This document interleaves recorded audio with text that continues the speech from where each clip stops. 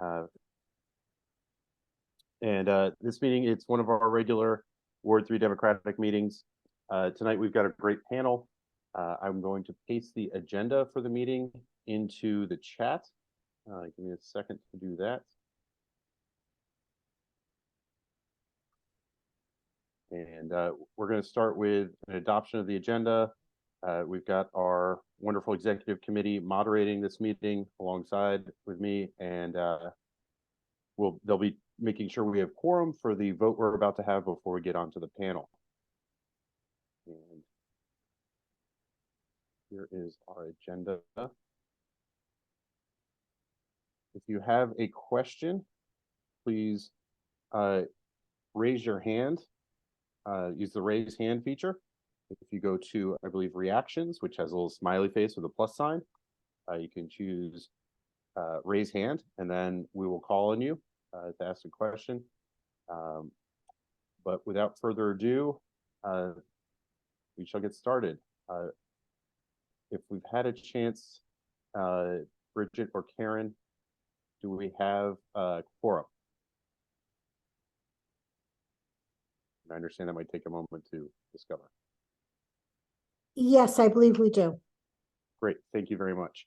Okay, so Ward 3 Democrats who are registered committee members, I'm going to ask you to, and I'm going to make you a co-host. All right, Ann is one of our vice presidents. Yes, Ann, I've asked you to unmute. There we go. I wanted to remind you, you said I could add Blue Wave and an environmental announcement to the meeting. Yes, thank you. And so we'll do that. Why don't you do that right now? Give both announcements. Does that sound good to you? Okay. First of all, and it will take me a few minutes to get this in the chat later, because I didn't expect to be quite the first thing. Tomorrow there is a lobbying day at the DC Council for the Healthy Homes Act, which we have passed a resolution in support of. Just quickly, basically, it would have the government pay over roughly 15 years to retrofit housing for 30,000 low-income families to make it all electric and also do repairs at the same time. I will put in a link if people want to sign up. They would love more people to come down and lobby, and they would especially like people from 2:15 to 3:30 to meet with Councilmember Allen, who is the chief sponsor of the bill. People will also be lobbying our own council member, Matt Fruman. I don't know if he's on right this moment. But we'd love people for everything, but particularly to lobby the chairman of the committee, who's also the chief sponsor of the bill. They want people in the Wilson Building lobby at 2:15 for a prep. And the estimate is we'd be staying to roughly 3:30. And if you sign up, you'll get more information. I'll also leave my email in case anyone wants to ask me more questions. But it would be great if people wanted to lobby tomorrow. With regard to Blue Wave, presumably everybody knows we took back both houses in the Virginia legislature. We also had wins in Ohio, Kentucky, New Jersey, and all over the country, and this people may not be aware of. We kicked out right-wing crazies from school boards. We took back an awful lot of school boards, and that's also very, very important. Nadarius Clark, who we supported, won. Kimberly Pope Adams lost by 74 votes. That's the tightest race in the state. And there's going to be a recount. I don't know when it is. She probably will not win. But the fact that it's the tightest race in the state means we picked the right candidates, because we want to be working where our work and our money are most likely to make the difference, and that's tight races. I also want to talk a minute about last night's North Carolina fundraiser with Senator Warnock, where Ward 3 was one of 9 institutional sponsors, along with some individual co-hosts. We still expect to get more money. We have raised over $190,000. And of that amount, and I really don't have final figures here because I get the figures after someone else has looked at them. But as of yesterday afternoon, Ward 3 Dems had raised over 3,500 of that money.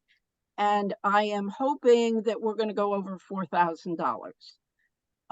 For the entire year, and I don't have an exact figure, and I'll get it to people by January, we have raised over $15,000, maybe very close to 20,000, and that would be the most money we have raised since the first year that Ward 3 Dems created the Blue Wave. So we have had a really fabulous year. Now, we obviously could use more money for North Carolina, so I will be putting a link in the chat for people to give more. Thank you so much. Thank you, Ann, and thank you for chairing our very successful Blue Wave Task Force. This is the part of the meeting where we adopt the agenda, and because we have over 100 people in the meeting, it will be a little hard to count the votes. What I'm going to do is ask that the agenda, as shared in the chat, ask if there are any objections to the agenda or proposals to amend it. And if you would like to, the only way you can unmute right now is you have to raise your hand. You'll be called on to unmute. I see Councilmember Fruman is here. Let's make him a co-host if he's not already. But hearing no objections, we'll go ahead with the agenda as pasted in the chat. So next up on our agenda is the resolution proposed by Mary Alice Levine. And Mary Alice, I believe you're a co-host, so you should be able to unmute yourself if you'd like to present it for the to the body. Yes, and I was wondering if there was any way to get it up on the screen. That is a great question. Do you have it handy? I do have it handy, and I was experimenting with share. I can share my screen if you want. I see it here. Please do. Yes, please. Oh, all right. Can everyone see the resolution? Yes, thank you. I can see it. This resolution, without reading the whole thing, I'll say this resolution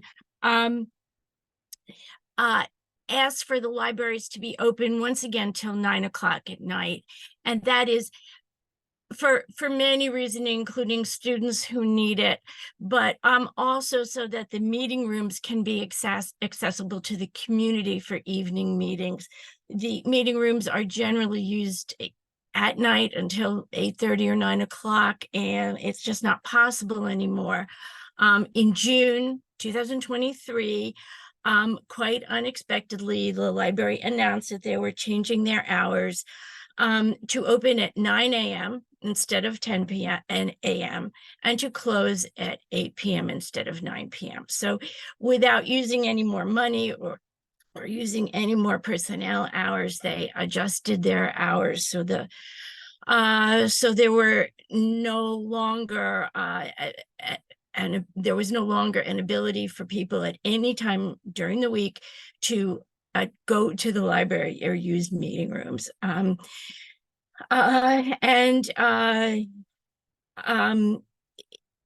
It really leaves out a number of people who should be using libraries in the community. So after I've been a library advocate for almost 40 years now, and we have worked so hard to get the libraries open at night, and then we lost a lot with COVID, but I didn't see any reason in June for them to switch the hours. So to eliminate the the evening meetings. This also asks that the library reconsider its plan to offer hybrid meeting rooms, which would let a meeting like this go on in person and virtually by Zoom. It also asks that libraries with movable walls can use that feature at night to close off the meeting rooms or close off the rest of the library so meetings can be used by the public. And there are several libraries that have that feature, and it's intently, I know it's never been used.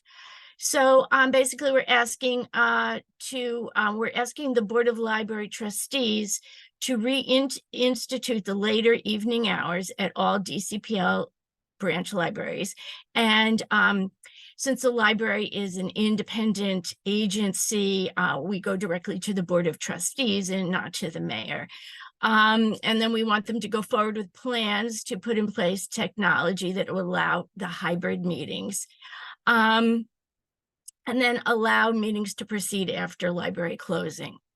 And that's all for the Board of Trustees. But then we urge the DC Council and the mayor to encourage the Board of Trustees to take these steps and to make sure they have the money to do so.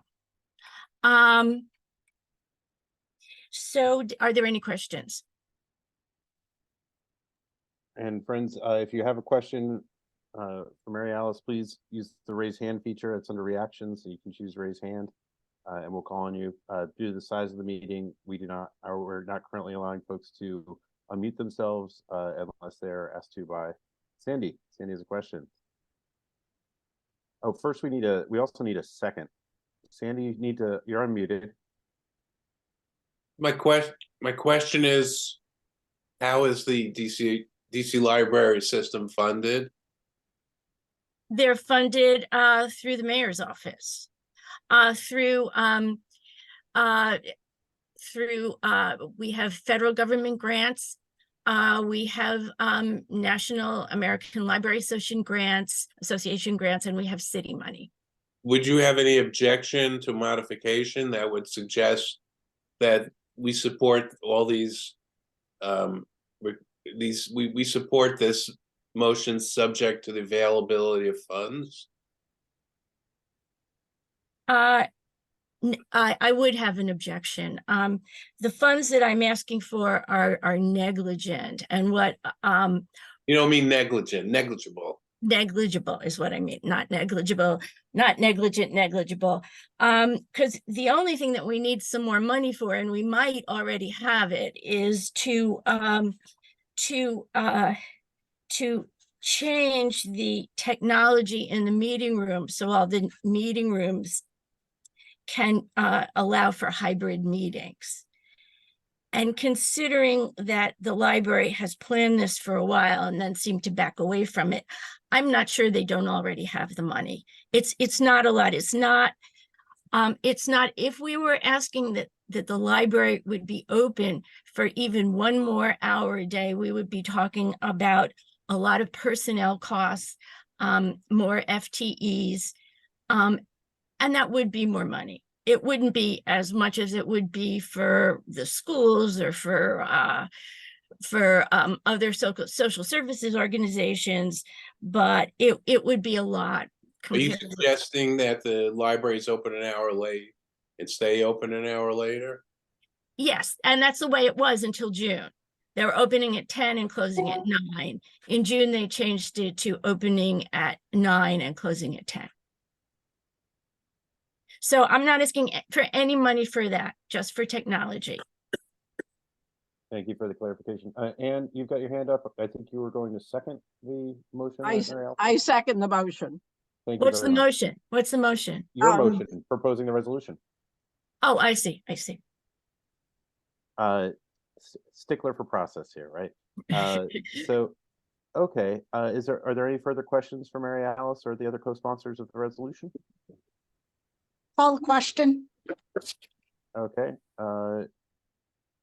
Do we need to, because there's so many people here, do we need to do a roll call vote or something of that nature? I just don't want to have the motion fail on a voice vote. I wouldn't like that. Of course, if it passed on, anyway, I'm just a little worried about that since we have, last I looked, it was 95 people. Yeah, let's do a voice vote and then we can see if we need to go to a, We'll have to do a raised hand vote for the delegates because this vote is only for committee members to vote on. And so that'll be a quick thing. So committee members, please turn your cameras on. And Okay, and is it okay to get out of sharing? yes, absolutely. Please, that would help. And then if you're in favor, voting members, please raise your hand. Wait a minute, I haven't done it yet. Sure. Well, I assume you're voting for it. Dale's trying to vote twice. That's like a good Democrat. I'm looking at, I lost it. I had it before. Where do I Don't raise my worry about it, hand? Mary Alice. I know how you're voting. Okay, That works too. okay. Thank you. Okay, and Bridget thank you.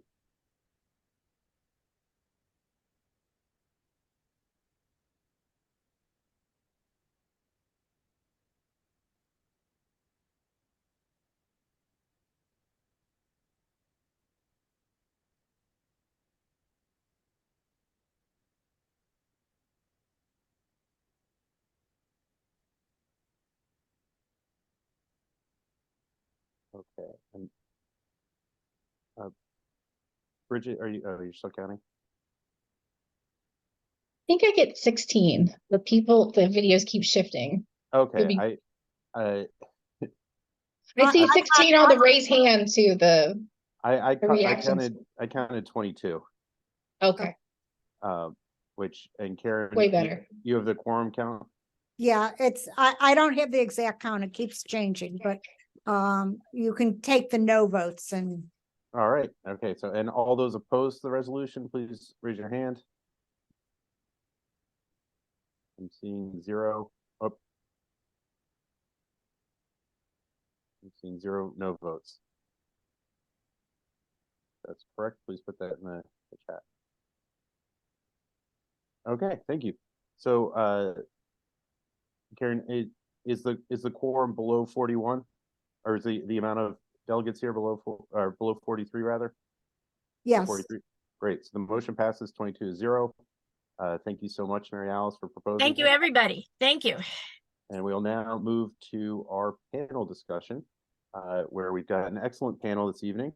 We're joined by DHS, DCHA, Van Ness South Tennis Association leader Harry Garal, and our own beloved council member Matt Fruman.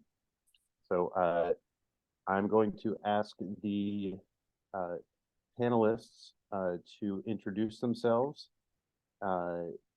We have first up, and I'm not sure I've got who from DHS is here. Is it Rachel Pierre or David Ross? And you can throw something in the chat if that is. Hi, David. Good evening, though. My name is David Ross. I have the pleasure of serving as Chief of Staff for the Department of Human Services, and I am here in support of Ms. Rachel Pierre, who's serving as Director Zeilinger's designee, and I'll let Ms. Pierre introduce herself. Thank you so much, David. Good evening, everyone.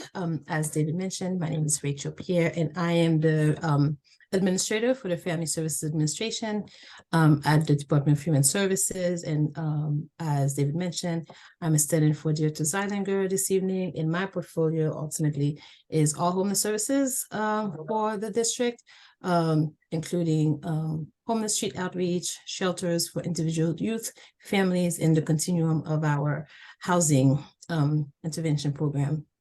So happy to be here. Thank you for the invite. Thank you so much. And we have from DCHA, we have Hamera Gabres, who Yes. my spotlight. Good evening, everybody. My name is Hamera Gabreas from the DC Housing Authority. I bring you greetings from our new director, Keith Pettigrew, who unfortunately was not able to attend this evening, but wanted to make sure that we were represented. I think I've met some of you in the various roles that I've played right now. My role is as Director of External Affairs and Senior Advisor to the Director. But as you guys may know, I also have served as an interim Senior VP for the Housing Choice Voucher Program over the past year or so. So it's a pleasure to be here this evening. We're glad to And have forgive you. me if I go off camera, I'm still here. I explained to the host that there may be times when I may not be able to stay on camera. So just letting you know. We totally understand. And I've now discovered a new feature in Zoom thanks to Bridget Schwartz. So I'll add Harry here, Harry Garal. Hi, Harry. Can you introduce yourself? Tell us a little bit about yourself and the Tenants Association and your And role I here. think I'll unmute myself first. I've learned that in several years of Zoom now. Yes, I'm Harry Garal. I'm the president of the Van Ness South Tenants Association, which represents the tenants of 3003 Van Ness at Van Ness in Connecticut. I also, over a period of time, have been very active in fighting the rent concessions scam in DC. I'm one of the principal people who helped brought an end to that, which protected rent stabilization and lowered rents for people all over the city. I'm also a former Democratic staffer for the U.S. Congress Joint Economic Committee. And I was essentially the chief of staff there, studied economic issues. And I've worked for senior members of the House, good progressives, and I've worked on Wall Street reform. So I've covered a lot of ground, but I'm here to talk about particularly about rent stabilization today and its relations to the housing voucher programs. Thank you. And you worked for Barney Frank, right? I did work for Barney Frank, who, for the record, was, I think, the smartest and both the smartest and the funniest guy in Congress. I knew his predecessor, Father Drinan, a little bit. So. Wow. Well, yeah. that dates you then. Yeah. And Councilmember Fruman, thank you for joining us. Well, thank you very much, Bo. I'm Matt Fruman. I'm the council member that represents Ward 3. Beloved, I'm not so sure, but very kind of you, Bo. At least a mixed reception. So,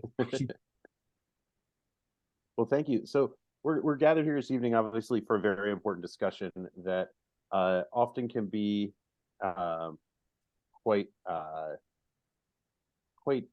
sort of difficult, right, for a lot of folks, and involves a lot of sensitive subjects. So for the audience, we are going to have a Q&A session for the panelists, but for the audience, please, we're going to ask that you raise your hand, and I'll ask you to unmute. Again, the raise hand feature is under reactions. You'll be able to ask a question. Hopefully other panelists will do follow-ups on that when the answers start flowing. This is as I've mentioned, a very sensitive discussion, so please be respectful and civil, both in the chat and in your questions. I appreciate everybody being here tonight on an otherwise cold and dreary night. And Rachel, I apologize for not adding you to the spotlight back correctly. And David, I'm going to remove you if that's okay from the spotlight. Okay, great. So the main issue seems to be, at least that's coming up a lot, is we have a dire need for housing, unhoused people, and for coming up with permanent supportive housing for folks who are in need, coming up with temporary housing for people who are in need. And then on the other side, we've got rent stabilized housing, which is pretty much exists primarily in wards 3 and 8. The bulk of rent stabilized housing is in wards 3 and 8, and the current programs are placing people in need of housing in rent stabilized housing. And what's happening is removing those rent stabilized units from the general market for folks who might not qualify for affordable housing, but still might be on fixed income. And tonight we're going to discuss potential solutions, and please get more in depth on the problems that we see, both just from an economic standpoint and the incentive standpoint for landlords and things like that. And Hamera, if I could start with you, could you give us a brief overview of some of the programs you work on? And Rachel, could you also sort of piggyback on that to discuss sort of the housing programs, and then we can get the ball rolling and then talk about sort of Harry's perspective as a tenant leader, and then go to Councilmember for a minute to talk about some of the proposed solutions he has, and then we can talk about those too. Sure. are. So the Housing Authority both owns and administers assistance. So we own and operate public housing, and that is housing that is in different parts of the city. And then we also administer the voucher program. And when I say the voucher program, you'll hear me say just the voucher program, but it could be locally or federally funded.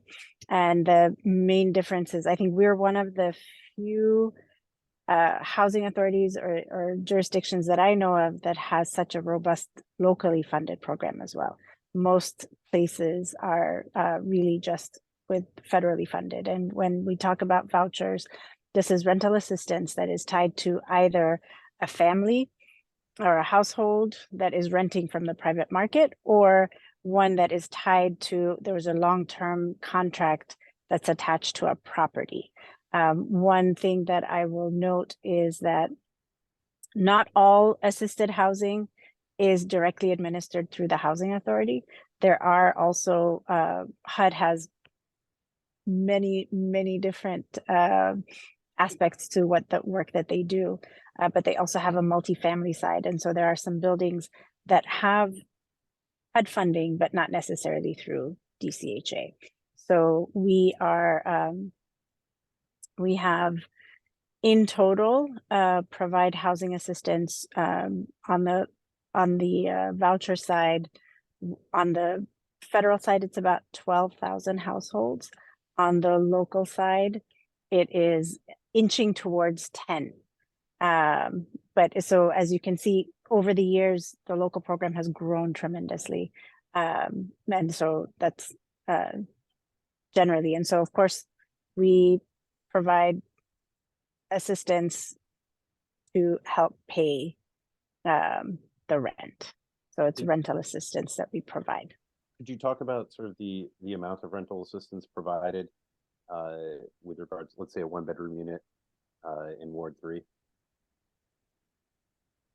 So it really depends. So the portion, the way that the structure is set is that a unit, there may be a contract rent. And so the contract rent would be the rent that would be for that particular unit.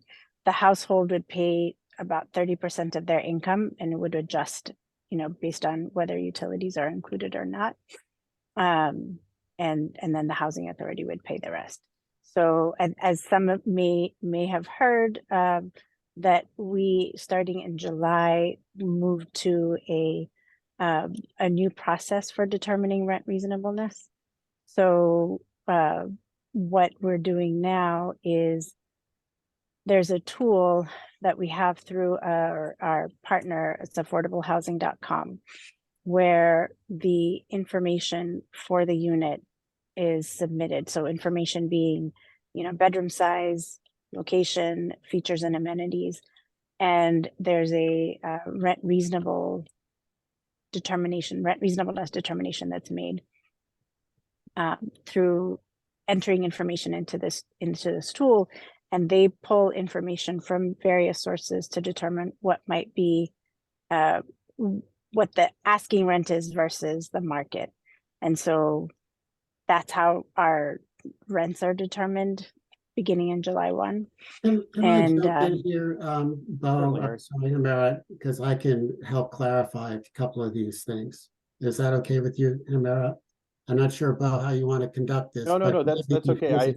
I'm hoping the four of you will have quite a lively discussion.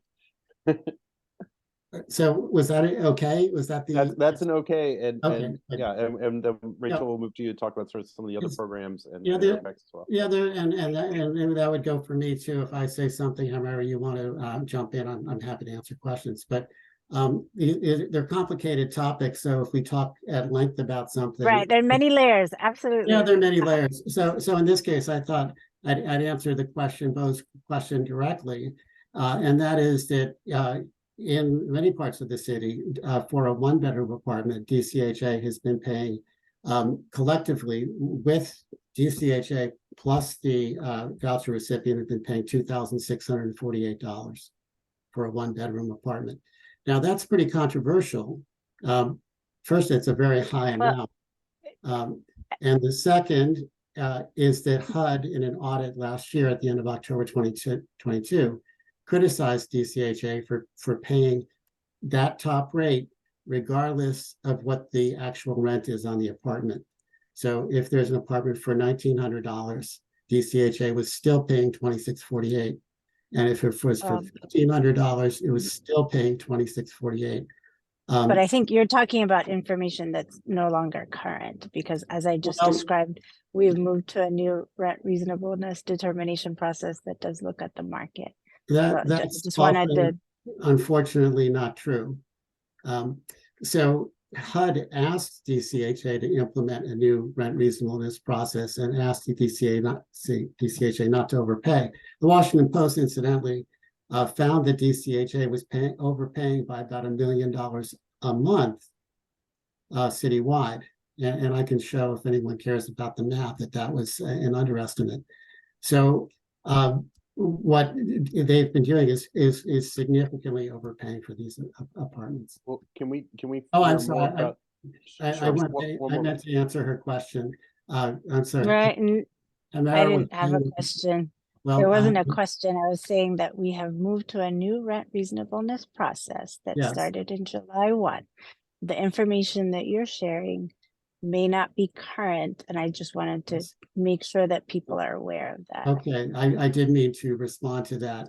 That's not true. No problem. Okay, Well, so I was going to ask Hamid yeah. to talk a little bit about the rent reasonableness standard, but I think we're going to get a little too into the weeds too quickly right there. No, this is getting an very overview. simple. This is very simple, Bo, because there is a paper that DCHA put out in June or July, saying that it would continue to overpay on units that it's currently renting, and that it would continue to overpay in the future, and that it would not claw back the overpayments from before. Is that correct? I can't really respond to your characterizations in that way, but I think people can see the FAQs that we've posted, the information that we've shared, and I can point folks to that information. Okay, it's a July fact sheet. They say in the fact sheet that it will hold harmless landlords that are currently renting to voucher recipients. And the reason why this is important is if DCHA overpays by a huge amount of money, it creates perverse incentives in the market. And I'll get to that later. I don't want to take all the time, but after, right. So you're free to go on. I think, yeah, the rent reasonableness standard, obviously you wouldn't be able to go back and, or you could potentially, but the effect on existing contracts, I imagine, with housing providers would be, you wouldn't want to sort of go back on that. I think there's more information in that FAQ about the kind of the thought process and the we'll put that with in the chat a little instances, later. but I think it might be helpful for people to actually read the information I've themselves. Placed the rent reasonableness publication from June 21st in the chat. But before we get too in the weeds on just that program in particular, I'd love to hear from Rachel about DHS's programs and sort of how those work, and then move to Councilmember Fruman's sort of discussions. One thing we haven't gotten into, and Harry, I would like you to also talk about this at some point before we go back into the weeds, is the incentives for landlords and the effect on rent stabilized housing. But Rachel, the floor is yours. Good afternoon again. Good evening. So I'll try to give the very abbreviated version of the different housing interventions as it relates to rental subsidies that are administered through the Department of Human Services, with the understanding, and as Hamra mentioned, that the local rent subsidy program is just a subset of overall housing subsidy programs that the district has. The HUD vouchers does not go through our office. So we have the permanent supported voucher programs, which, as it speaks, is people exiting usually chronic homelessness. So they have a voucher for life, and then with supportive services. So all of our housing intervention programs, all the housing subsidies come with supportive services. For folks who have been determined to need permanent assistance, they do get for the most part, what we call a scattered sites voucher, meaning that they can use a voucher anywhere in the city. And again, their rent is calculated through a rent reasonableness process. We do follow the housing authority. Those vouchers are administered through the housing authority. We submit the application for the clients, the housing authority, they do eligibility determination and rent determination as well. I do support and can collaborate with what Hammer said, that as of July 1st, there has been a new housing affordability process, because it has affected ultimately a lot of our clients. So, our case managers, our residents, we've been hearing firsthand how the new system has affected ultimately units that would have been considered rent reasonable under the former process is no longer considered rent reasonableness, because we track these sub-data monthly, and we can show specifically in July there was a significant drop in our lease up, because a lot of those applications had to be resubmitted because they no longer met rent reasonableness. So there is work happening there to ultimately decrease the rental amount. I myself just sent a email to all of our landlords who partner with us to basically inform them of this new process, because they will be potentially affected when there's an opportunity for a client to renew their lease. So that's the permanent supportive housing voucher. We also have a short-term housing subsidy, what we call rapid rehousing, either for individuals or family. It's again for families or individuals who are exiting homelessness. So it's a short-term, 12 to 18 months housing subsidy, and with wraparound services. But the idea is that at the end of the subsidy period, the client is expected to carry the rent by themselves.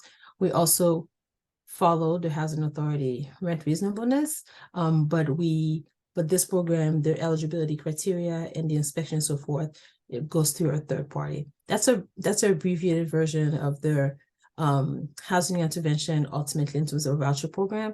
I can say that we are in all of the city, although the majority of our vouchers seem to be concentrated in Ward 7 and 8, but we ultimately have our residents who are housed in all 8 wards. I'm happy to answer any questions. I've got a follow-up question for you on that, and that's Sure. The permanent supportive housing does not come with wraparound services, right? Yes, it does. The permanent It supportive does, housing that DHS administers. Yes, it does. Okay, and the rapid rehousing also has wraparound services provided. Now, are these All of wraparound- DHS's program has You wraparound services. define wraparound services for us? Hold on a second, Harry. Hold on a second. So I'm getting to that. But yes, could you define wraparound services and talk about whether tenants have to partake in them, or if that what the requirements are with them, and based on both programs, right? And let us know a bit more about that. Sure. So services are, so all of let me start with the principle of housing vouchers. So yes, they come with wraparound services. Clients are expected to participate in services, but it's not a requirement to maintain the voucher, meaning that the way we because it is a housing first program, meaning that there's no condition to housing, but a case manager is expected to continue to make attempts whether or not the client participates. So we have a certain number of required visits or contacts with the client when we're helping the client lease up to their units. So doing what we call housing navigation, they're assigned and matched to a voucher, and we go through the process of helping them submit the application to the housing authority. The case managers help identify a unit that is desirable to the client, and we move them in. Once the client has been stabilized in their unit, the requirements for visits reduced to twice a month. And those are minimum, right? So it's not a maximum. We have clients who also may need a higher level of service. Often we then make a referral to the Department of Behavioral Health, and they can receive additional services to the services that they're receiving from Department of Human Services. So regardless of whether they receive additional services with Department of Behavioral Health, they would continue to have a case manager with the Department of Human Services.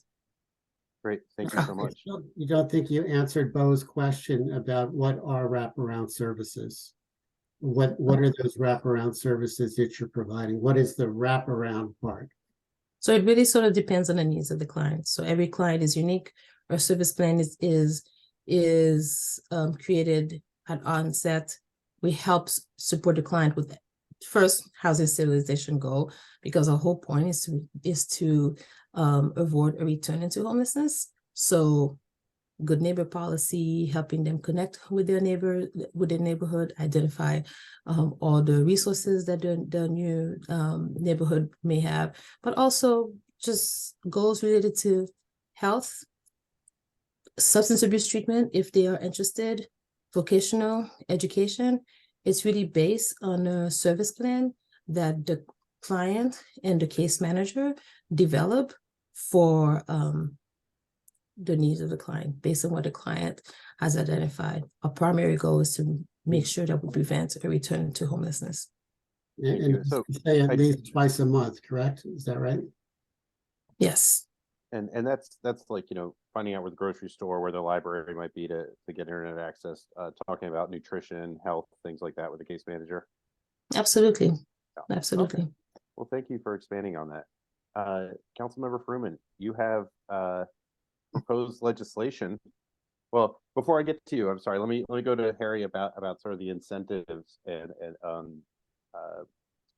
on the housing voucher programs and sort of how that has affected the supply of rent stabilized housing, and then we can get to your legislation. Yeah, I'd like to get to that, but just briefly, I wanted to comment on Rachel's point. And first, I wanted to thank her for being here, because I understand that Laura Zeilinger dropped out at the last minute, and I had hoped to talk to her. No, so I do want to say this in But- defense of Laura. Unfortunately, she had a family health issue, and we really wish she could be here. She's not dodging. No, she's not dodging you. Okay, but I would love to talk to her sometime.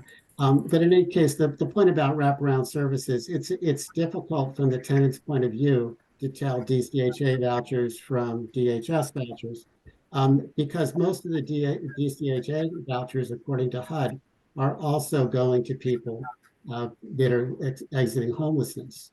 So it's a big group of people. It's been almost exclusively from that group. But from what we can see from the people on the ground, they're not getting wraparound services. And I don't mean that to criticize DHS. It could be that we're just looking at DCHA people. But there are many people who are not getting those services. And this is part of the problem, because if the point is to provide the services and they're not getting them, or even they're getting them just twice a month, that's a loss to those people. And it may be a loss to their neighbors too. So with that, I wanted to turn to your question, Bo, about rent stabilization. And I want to say that the economic effects or the negative perverse incentives of these extremely high rates does not just affect rent stabilized housing, but other types of housing. And for example, condo owners are very much affected as well, because there are companies that now have a housing choice voucher strategy. So they're predatory landlords. A lot are absentee landlords that are buying up condos, knowing that they can make a ton of money far over market by renting to housing choice voucher clients. And that's creating a problem in the market. Now, for rent stabilized buildings, these are older buildings. They're an important form. I'm getting some noise from somebody's microphone, Bill. I don't know if you can control that. I can't tell who it is. Okay, maybe someone can mute if they It could be me. notice that they're unmuted. So rent stabilization is an important form of affordable housing for people in the district. There's about, I think, 70,000 or so rent stabilized units, according to the last report we read about this in the Urban Institute. And in those apartments, people's annual rent increase is limited to 2% plus inflation. So it slows the cost of rent, it slows the rise of rent increases. For seniors, it's particularly good because it limits it to just inflation. So it's a very important tool for affordable housing. It slows gentrification. And there are many people who are either older people or younger people who depend on that for a source of affordable housing. So what happens when DCHA comes in and floods the market in certain areas with large numbers of vouchers and is willing to severely overpay, that gives some landlords an incentive to rent only to voucher recipients. So that's a problem if you're not a voucher recipient. So in some buildings along Connecticut Avenue, and I can only speak to my area, but I know that this is happening elsewhere because former Deputy Mayor Chris Geldart told us so. In some buildings, voucher recipients now occupy a third to a half the apartments or more. So the city is essentially converting private apartment buildings where people have lived for a long time into quasi-public housing, mostly serving people who are exiting homelessness. So it's a massive social experiment that unfortunately has gone bad. Now, if you read the Washington Post, there's a story in 2019 in April about Sedgwick Gardens, an apartment building down at Connecticut Avenue, Cleveland Park. I can see a former Tenant Association president, Karen Caston, on the line. And by April 2019, there were severe problems in Sedgwick Gardens that were caused not only to existing residents, but also to other voucher residents. So you had a lot of criminal behavior, very extreme nuisance behavior. And I think it's important to say, if you're a voucher recipient, it does not mean that you're a criminal or a nuisance, right? You cannot equivalent, you should not stereotype people. I'm very careful. I have voucher recipients in my building that I know that are good tenant association members who are helpful. You have one guy who redid our library. So you cannot stereotype people. However, on the aggregate, this caused a huge problem at Sedgwick Gardens. The problem is the city, instead of saying, whoops, we made a mistake, and the city was alerted to this, not only in the Washington Post, but in hearings, et cetera. Instead of doing that, it doubled, tripled, quadrupled down on its policy. So just in this little area, Connecticut Avenue, this program was massively expanded to our building, to the Parkway, to the Park West, to the Rodman, Kenmore, Sedgwick. Sedgwick was already there. Saratoga, Chesapeake, Connecticut House. And so it's a huge expansion of the program. And in many of these places, it's a third to a half voucher recipients, many of them, or most of them, exiting homelessness. So if you were to watch last year, the situation in McPherson Square, which was very difficult, and I've sympathized with a lot of those people, that's largely now been moved into private apartment buildings. And we have extensive evidence of that now. And that's a problem. Again, for those people who, in fact, largely are not getting wraparound services.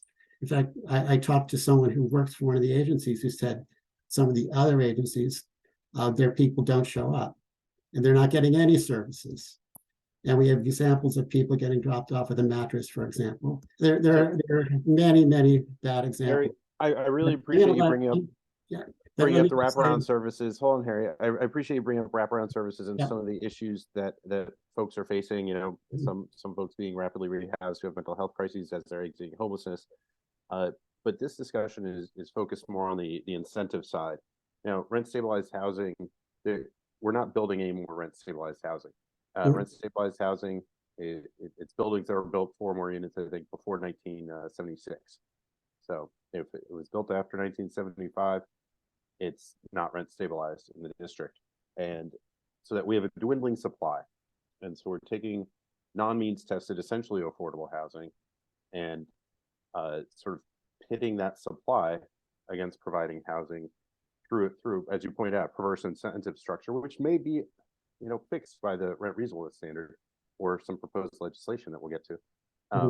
But I think the crux of the economic issue is the incentive with the landlords, right? That's created. It's a very, very big part of it. And I will say what happens, because the landlord is making so much more from a voucher recipient, some of them go whole hog into the strategy and are converting their buildings. And that means that they're chasing other people out. And at the same time, they're running down the buildings. So they're not treating the voucher recipients well either. So in our building, the outside security doors are broken all the time.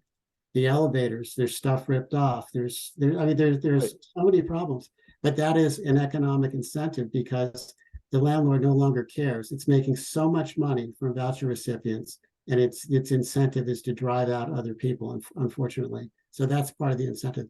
The other thing I should say, Bo, that's really important here is we have to remember that there's been zero transparency about these programs. So we're talking about programs as if this has been discussed and debated and whatnot. This has actually been done in secret by the city. So, I mean, that should be startling. Do we know, for example, how many vouchers in a given area? I know roughly because I've dug very deep into it, but this has not been announced. You can't get statistics. You have to FOIA to try to find out.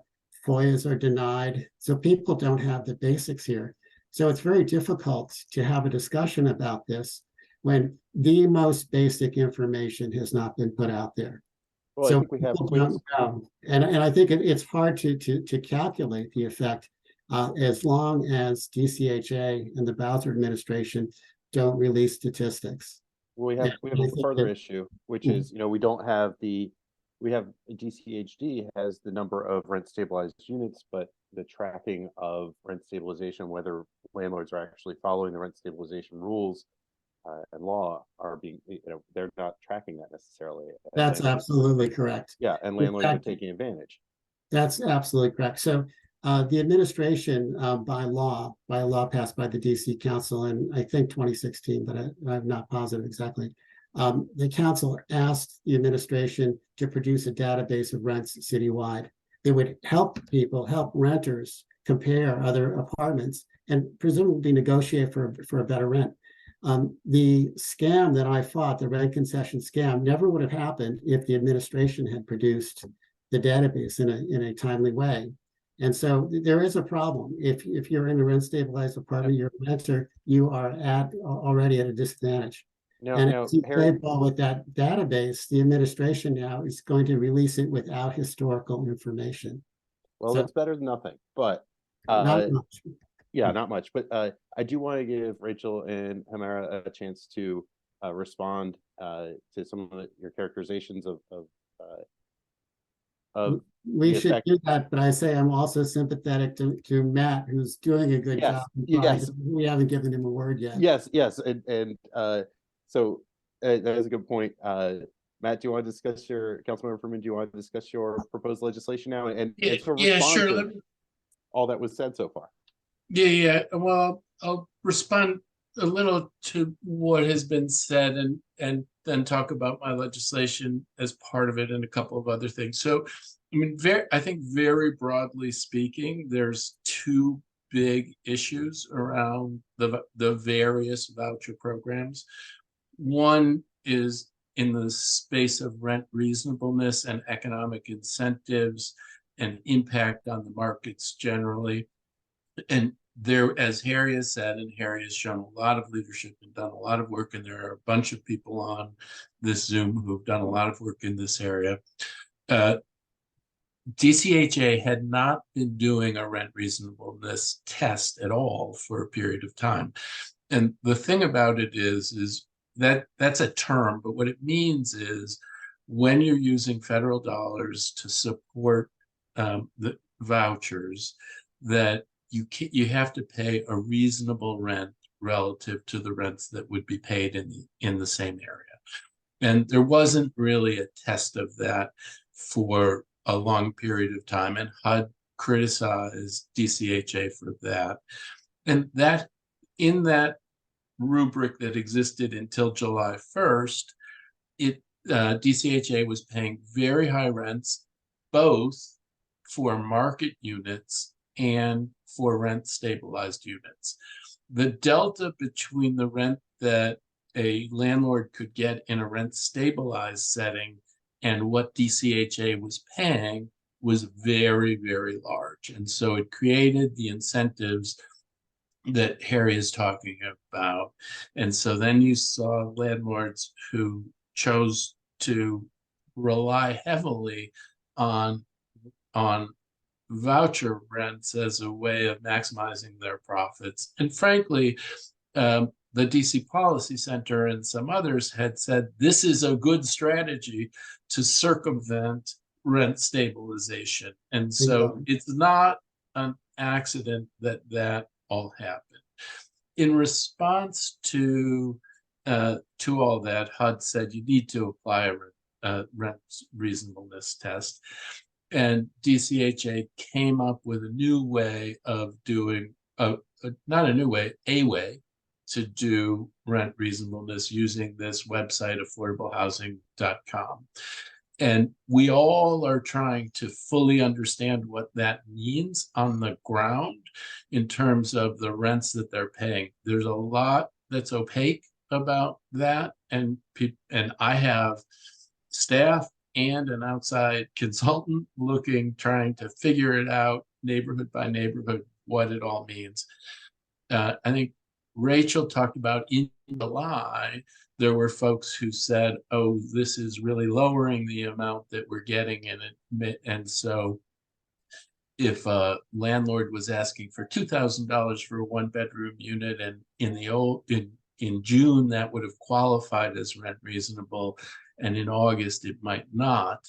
And so that's the issue that Rachel was talking about. But it's a dynamic situation, actually, because the landlords are entering more data all of the time into the system. And so what will be kicked out by affordablehousing.com has a lot of question marks, and all of the ways in which it works, we all need to understand significantly better. But almost regardless, the incentive in the rent stabilized setting will still be very powerful. The rules around that, HUD says that you can rely on rent stabilized as the reasonable rent, or you cannot.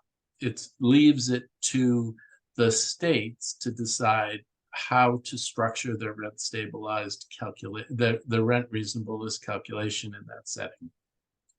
The district has chosen to not treat rent stabilized rents as reasonable rents. And so we have created a dynamic where landlords will get a significantly higher rent using even under a rent reasonableness test than they otherwise could get for the same unit. And we proposed legislation to say where it's a rent stabilized unit, the reasonable rent is what the landlord would get under a rent stabilized regime.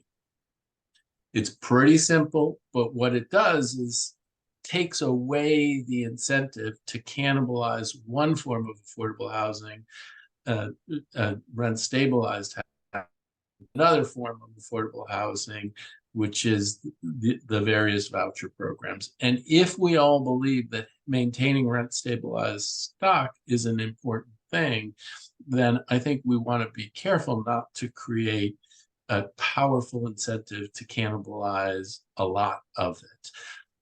There are also, even in the Housing First, and there's lots of terms that get knocked around, but the Housing First model, which is an important model, which is get a roof over people's heads first, then help them get on their feet so they can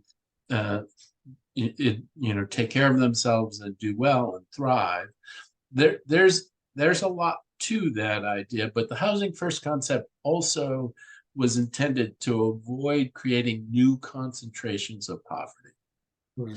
And as buildings become very high percentage people who are living in poverty, we're creating a new concentration of poverty. We're not really having fidelity to the Housing First model. And that creates its own set of problems. And what you can get is sort of de facto public housing without the kinds of things that we should have in a public housing context. And so we've offloaded it through this program. And there's almost nobody inside of the city government who will look you in the eye and say, oh, it's working great. I mean, it's not. And so our legislation can help on the incentives around rent stabilization, which actually can have an impact on what happens with rents generally, because it's one market, and to the extent that there are fewer units available to potential market tenants, the price of those units goes up. Bo, you said we're not building new rent stabilized housing. I mean, it is a possibility that we would revisit our laws and have buildings that are were built after 1976. That was my granddaughter running by. Buildings that were built after 1976 fall under the rent stabilized rubric. So there are ways in which we could, in theory, expand our stock of rent stabilized housing. But right now, it's eroding, and eroding pretty significantly, as Harry has said. The other thing, so there's this. While you're talking about, I want to plug your legislation and to say to everyone out there to call your member or call Robert White or anyone else to back Matt's legislation, because he's doing a good job. So I'm sorry. Well, I guess I thank you. And so then there's a whole other category of issues around the voucher program. And I want to say, like, I think it's a very important program, and we really need to help people get up onto their feet. The other set of issues around it often relate to behavior of folks and whether or not they're getting the kind of wraparound services that they need. And there are very serious issues that arise. There are people who are on this Zoom who have been personally threatened by another tenant, and it may or may not be a voucher tenant, but they've been personally threatened by another tenant, and we can create environments where some people who have real needs but are behaving in ways that they should not, are creating very significant destruction to the quality of life of other tenants. And we've been looking at what do you do in that situation, and struggling with what do you do in that situation, because one of the things that's happened after the pandemic, in the pandemic and after, is that eviction is a remedy on paper, but has not been a real remedy. So you could have, Joe is threatening Mary, the landlord is sympathetic, would like to see Joe moved out of the building, but has been essentially powerless, or could say, all right, I'll bring an eviction process against Joe. We should have a remedy in 18 months. And so that's not a comfort to somebody who is being threatened. And I'm not trying to say that it's a small number of people who we're talking about who create these issues. I often talk about, I was doing a public safety walk on Connecticut Avenue, and I had a police officer on my left and a resident on my right, and the resident was talking about all the different problems with the voucher program, and the police officer said, my mother benefited from a voucher, and that's how I got to where I am, and she is in our community to protect us. But there are a small number of people where they create very serious issues. We've been talking with the Office of the Tenant Advocate. We've been talking with the Office of the Attorney General, been talking with the tenant associations, frankly, been talking with the landlords about this, because they see it as a serious issue. And relatively recently, the Superior Court created a new form for evictions, where they created a new category where a tenant is threatening the health or safety of another tenant or the landlord or employee of the landlord, and then that's a fast track eviction process. And we're going to need remedies like that. We're still looking at what are other things we could do in that space. I saw Victoria Flamont was on here. We had a meeting, and she came up afterwards and said, a different thing that we should be doing is perhaps have a local nonprofit that is providing services to people and helping to make sure that people can get on their feet and and thrive.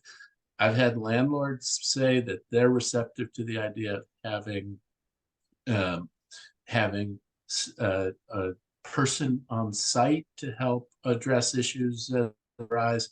This is one where first thing that we need to do is everybody acknowledge that there is a very serious issue here, and then work together to try to come up with solutions to address it. There was a time, and it may still be the case, where people who raised the issue were accused of being xenophobic or racist, and it was really unfair and really unproductive, because there are a lot of people with a lot of goodwill who are trying to deal with this issue, but we need to acknowledge where there are issues and come together, come up with solutions. It's starting to happen, but we have a long way to go on this.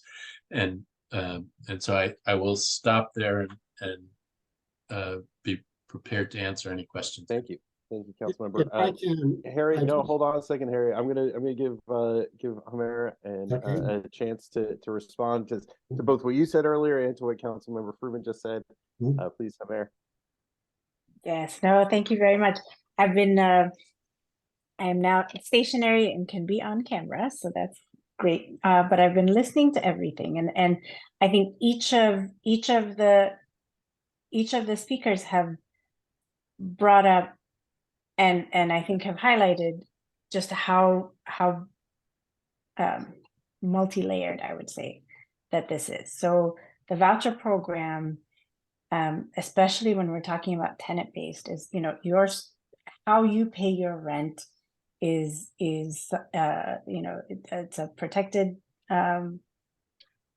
it's protected, so there's, you know, you can't discriminate against anybody for their source of income.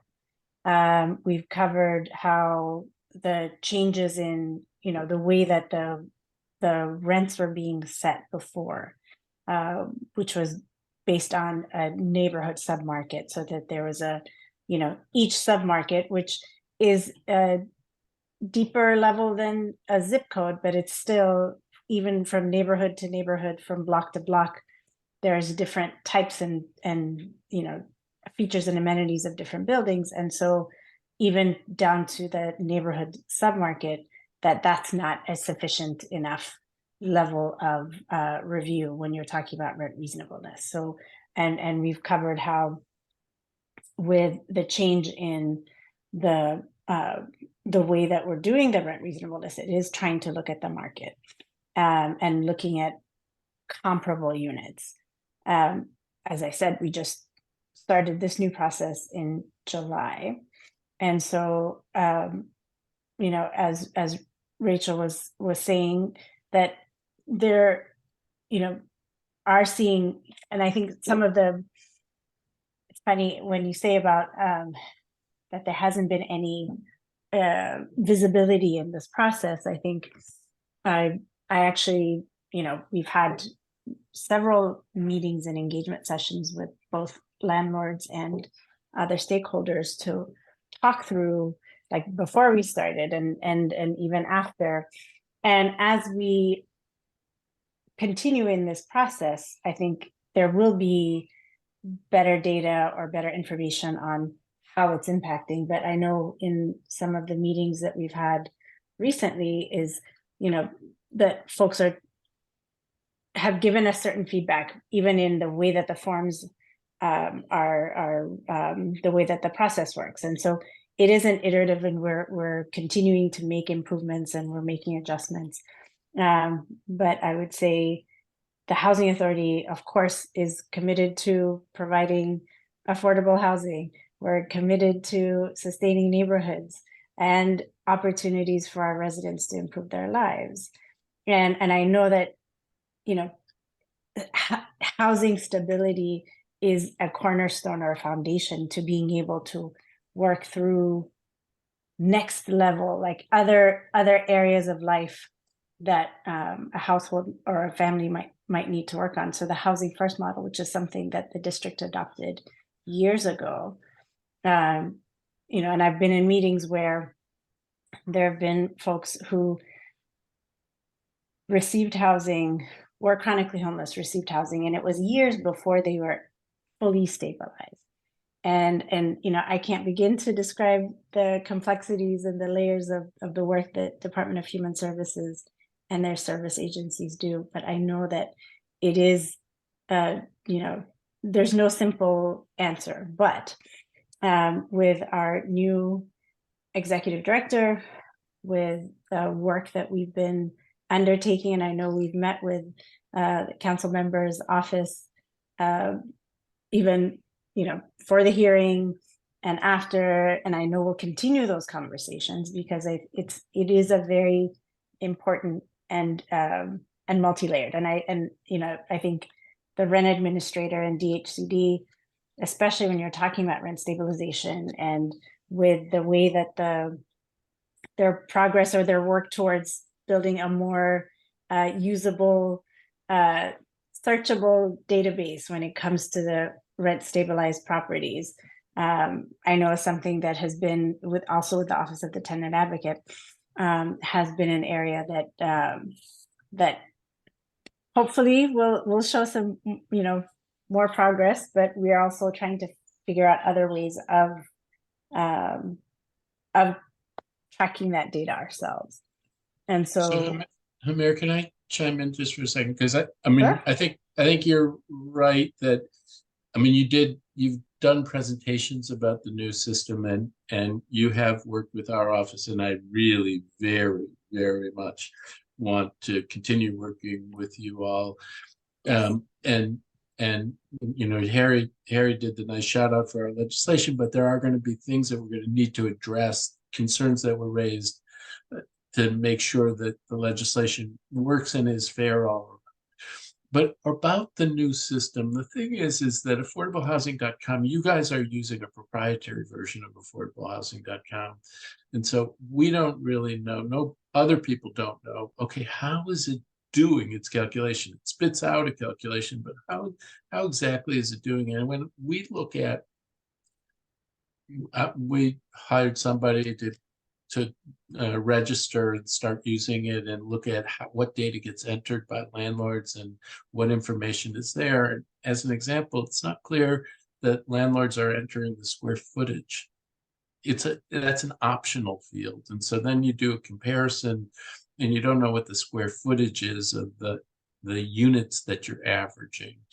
And a phenomenon that we're starting to see, and then that troubles me, is landlords who take a 1-bedroom unit and chop it up, or a studio even, but a very, very small, and chop it up and make it a 2-bedroom or a 3-bedroom. And then they qualify as a 3-bedroom and can get a very, very high rent for that. And is that what we want to do? Is the system facilitating, encouraging that, or is it not? That I don't know the answer to that question, whether or not the system is encouraging that, because I don't know all the mechanics of how the proprietary programs work. So I'd like no, to and I think support that is a great question, and one that we are also examining. But I do know that the tool also pulls from publicly available data. So if the square footage is listed, let's say in the Office of Tax Records, then that is something that that can be factored. But I hear you on square footage and bedroom size, and with some of the new construction, and this is for market rate. I mean, that there's more compact. It's the European style, right, where it's a teeny tiny studio or 1-bedroom, and I think that's part of how the market has evolved. But as far as how it impacts voucher or even in decisions that developers are making as a how do they maximize their investments. So, and I think it's just certainly a dynamic. I just want to add one other thing, and Sure. So there are folks in the tenant associations who are advocating on this, who live in rent stabilized buildings and are concerned about the perverse incentives that are going on. But when we rolled out our legislation, almost all of the homeless services providers supported our legislation, and there's a reason why they did, which is if the city is paying $3,000 for a unit, but the real reasonable rent was $2,000 for a unit, then we could have half as many more voucher tenants if we were paying a reasonable rent. So it's also a question. Sometimes we talk about the council authorized this many new vouchers, and that's based on an assumption of how much it would cost to house folks under that. But if the cost of it was 50% lower, or a third lower, then those dollars go further. And so there is a lot of folks who are concerned about this for a variety of reasons. And we have tens of thousands of people on a waiting list for vouchers. Right. So no, utilization is something that we have been we continue to monitor, and this is something that it's a dynamic in both the local or federal programs. Is there's the per unit estimated per unit cost, but the actual number of households that you're able to assist would depend on what your actual costs are. But the fact and that DC being a high rent market is, DC is not the only jurisdiction that's a high rent market, and where that dynamic is a factor, and that has been a factor in DC for many years, which is also still something that we're monitoring. As Matt says, you're serving many fewer people by vastly overpaying for apartments. Mayor, if you want to respond to that, please do. I mean, I think I've already said we're looking at utilization and our monitoring. So I don't have a specific response to. I don't think you're waiting for a response from me on that one. Yeah. Okay. So people I think that was a statement. This issue who care about more affordable housing, particularly people with low incomes, and housing vouchers are meant to help people who are the working poor, who can get from here to there, who can live independently, who need a little more money to get an apartment. But the way it's being used now, it's almost exclusively, according to HUD, for people who are exiting homelessness, who also need help. It's not as the population doesn't need help, but they may need a different kind of help. And the evidence on the ground is some of them really do need a different kind of help. They're not getting wraparound services. But when we spend so much money in this frivolous way by vastly overpaying landlords who are applauding what DCHA is doing and applauding the city for overpaying, and they, as Matt said, they invented the concept of undermining rent stabilization. It comes out of the DC Policy Center, which is formed by the Federal City Council. This is an industry-sponsored idea, and it means that we're serving fewer people who should get affordable housing. The other thing to think about, and I say this as a Democrat, and someone who cares about these issues, if anyone else is watching what we're doing in this city for these programs and sees how much money is being wasted by overpayments, they're going to say, what the hell? Why are we giving money for government housing, for government support of housing? Why should we up budgets next year? Let's cut budgets. They're going to be so upset, and not only against this program, but other programs. It's an indictment of government. So I'd say at this point, this problem is a DC problem. Let's fix it here so that other people, other places don't say government's a mess. Let's give them a reason to think that government can do it right, can serve people who are poor and help them find reasonable housing without hurting people who are modest income, who are middle income, et cetera. Let's not hurt those people while we're trying to help the other people. Let's make it so it's a win-win situation. And unfortunately, that's not happening now. So I'm going to ask one question of Rachel and Humera, which is, have your agencies looked at sort of neighboring models? For example, Montgomery County will purchase units individual apartment units from a a residential landlord for these types of housing, to provide this type of housing. Have you looked at that model? Have you considered it rather than over the long run? It's probably a lot cheaper than doing something like with our voucher programs that are paying above a reasonable rent. I will disagree with the last part of the statement that I you knew said, you because would. you're making an assumption that I think is not, you're making an assumption.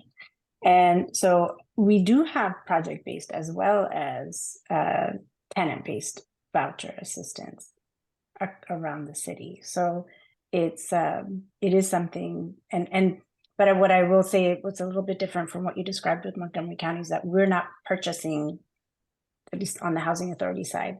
We may have long-term contracts where that assistance stays with the unit. So the families or the households that move into the units have to be eligible for the assistance, but when they move, the assistance stays with that unit so that it helps to house the next person. And so I think I wanted to just share that tidbit. Thank you. Rachel, did you want to respond to anything that's been said right now? Sure, and I think Hemra, I mean, the housing authority definitely sets the rent prices, and we work very closely with the housing authority. So I'm not going to speak to that. I just do want to the statement that Housing First ultimately works to create concentration of poverty actually tries to do the total opposite by allowing the voucher to be portable so that it's not just concentrated in just one area. And even with that portability throughout the city, we still have a higher concentration of vouchers in Ward 7 and 8.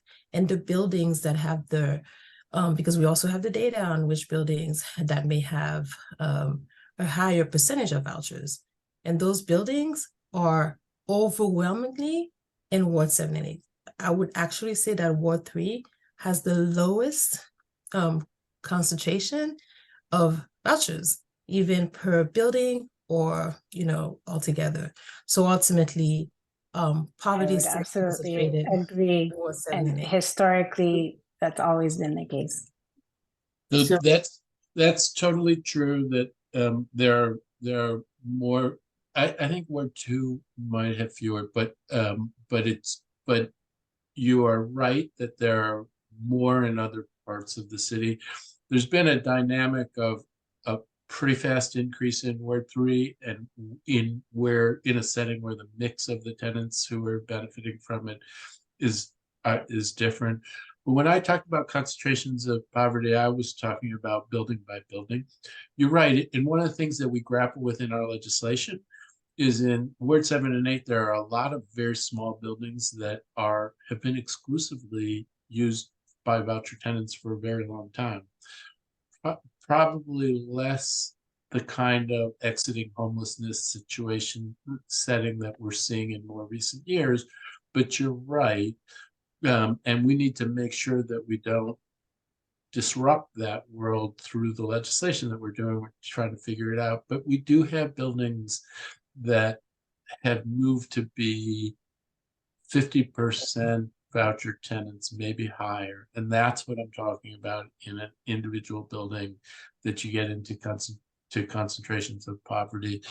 And when you have that setting, what you really need is the services to support it. And if it were public housing, it would have those services, but it doesn't necessarily have those services when it's a rent stabilized building sitting on Connecticut Avenue as an example.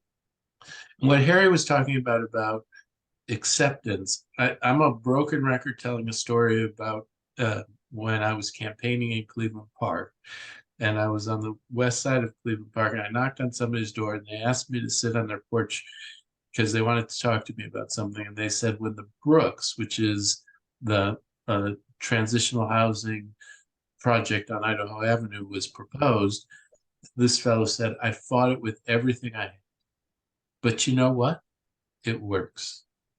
And I thought, how often does that happen where somebody pulls you aside to tell you that they were wrong? And then I went 2 doors down and another guy did the exact same thing. When we do it right, it works. Now, these are different because transitional housing, it's families, it's a lot of support, it's a different kind of thing. But when we do it right, people accept it. And when we're not getting it right, you get what we're getting now. And so let's work together to get it right. But in this case, what we're talking about is a particularly challenged population. It's being dropped into certain places at a very high density. And housing vouchers as a concept, an economic concept, as you said, Matt, it's supposed to deconcentrate poverty, and that means disperse.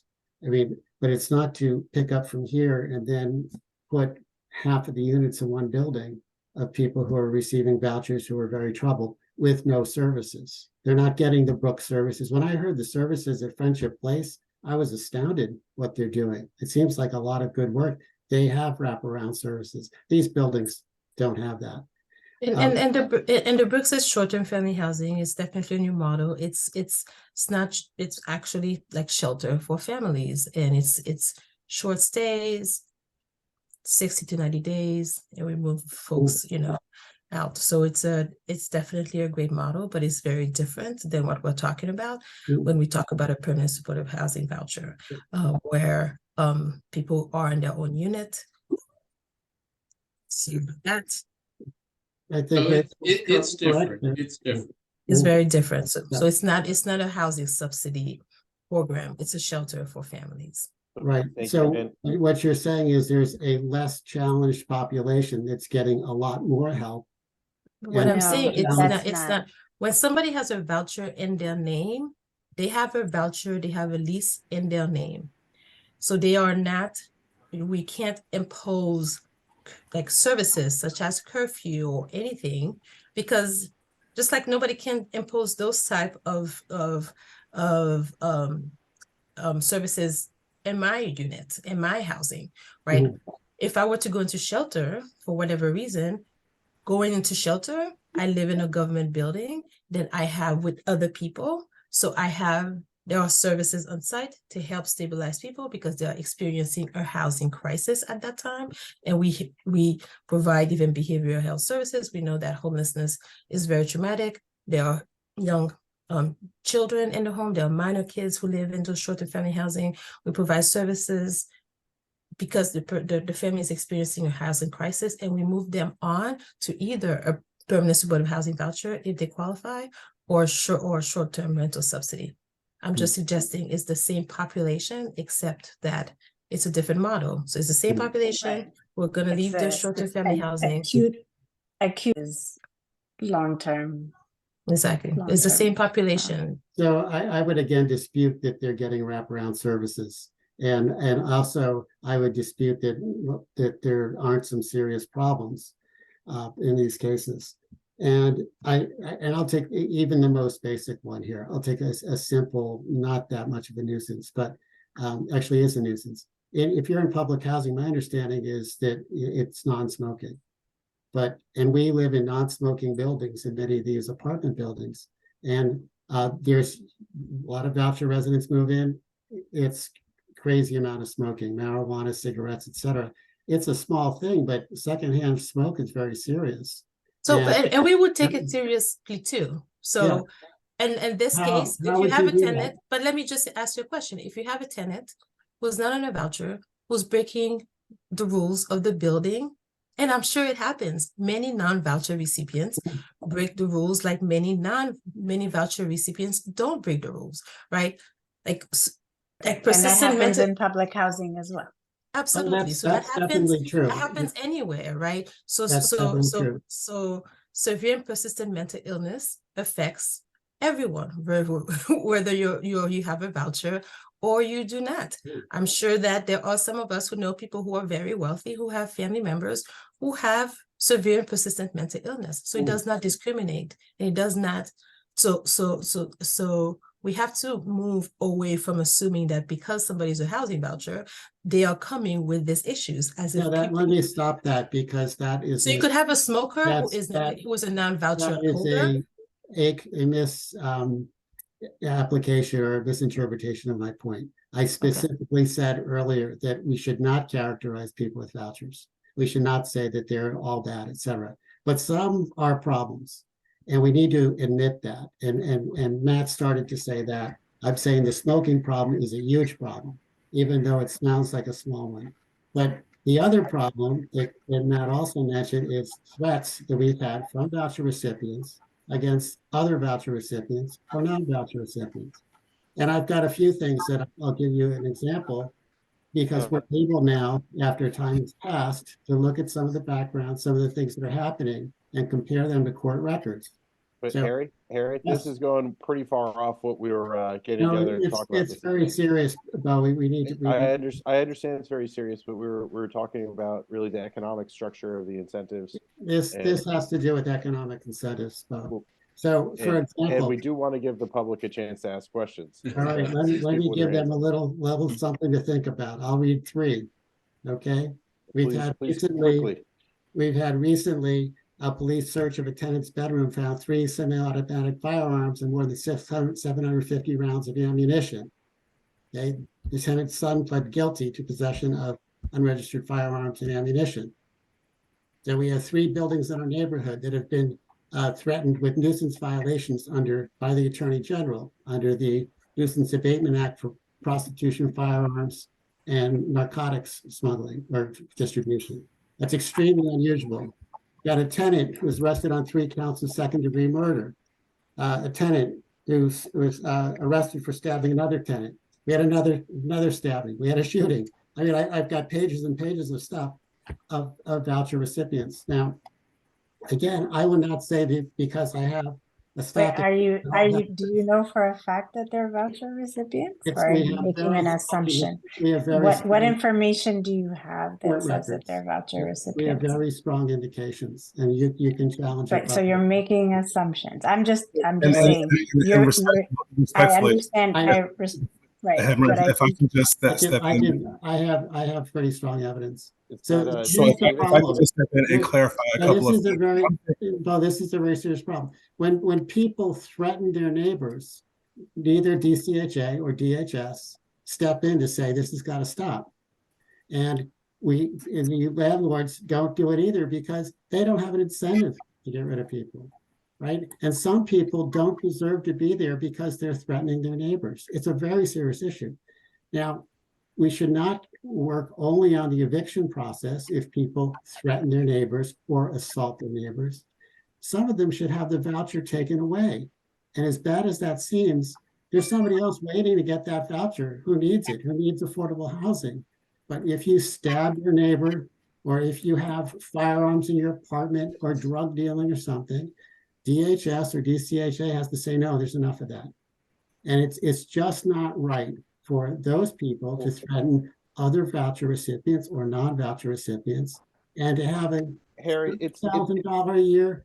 It's not right for anybody to threaten anybody. I mean, in my building, I live in a rent stabilized building, and we had an issue with the tenant who's not participating in any voucher programs as far as we know. It doesn't matter if he was or not.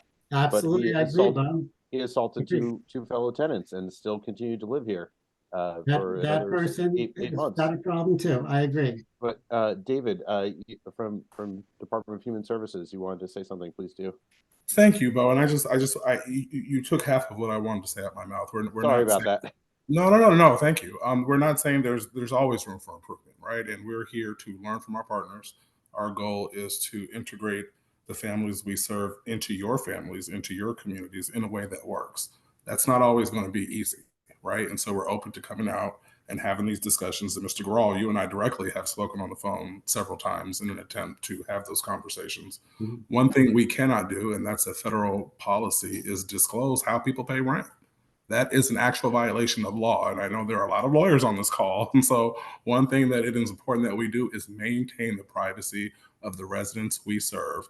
And just because they are receiving a service does not mean we get to then chop apart their educational level, their income level, their mental health habits, so on and so forth.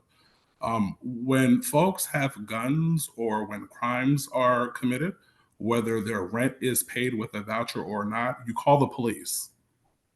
That's not a case management call. That's not a case management email. We want to ensure your safety. We want to ensure the safety of the residents we serve. And we want to ensure the residents of our staff who conduct site visits and home visits. So it's important that we understand what is case management, what is a law enforcement issue, and then I think there are opportunities to have further discussions about what case management is, because it is not a 24-hour employee who stands right by the customer. And so when something happens, hey, DHS, I need you to call this person right now because they're receiving case management. It does not mean 24-hour access and immediate connection to the residents we serve. So we also look forward to the opportunity to come back and actually clarify what a lot of these words that we're throwing around mean from a case management and human services lens, because I think from what I'm hearing, there's a disconnect between what case management is or is not and what a connection to wraparound services looks like. And we look forward to having that opportunity. Thank you. David, there's just very little case management that we see on the ground, and certainly nothing that would approach wraparound services, so to speak.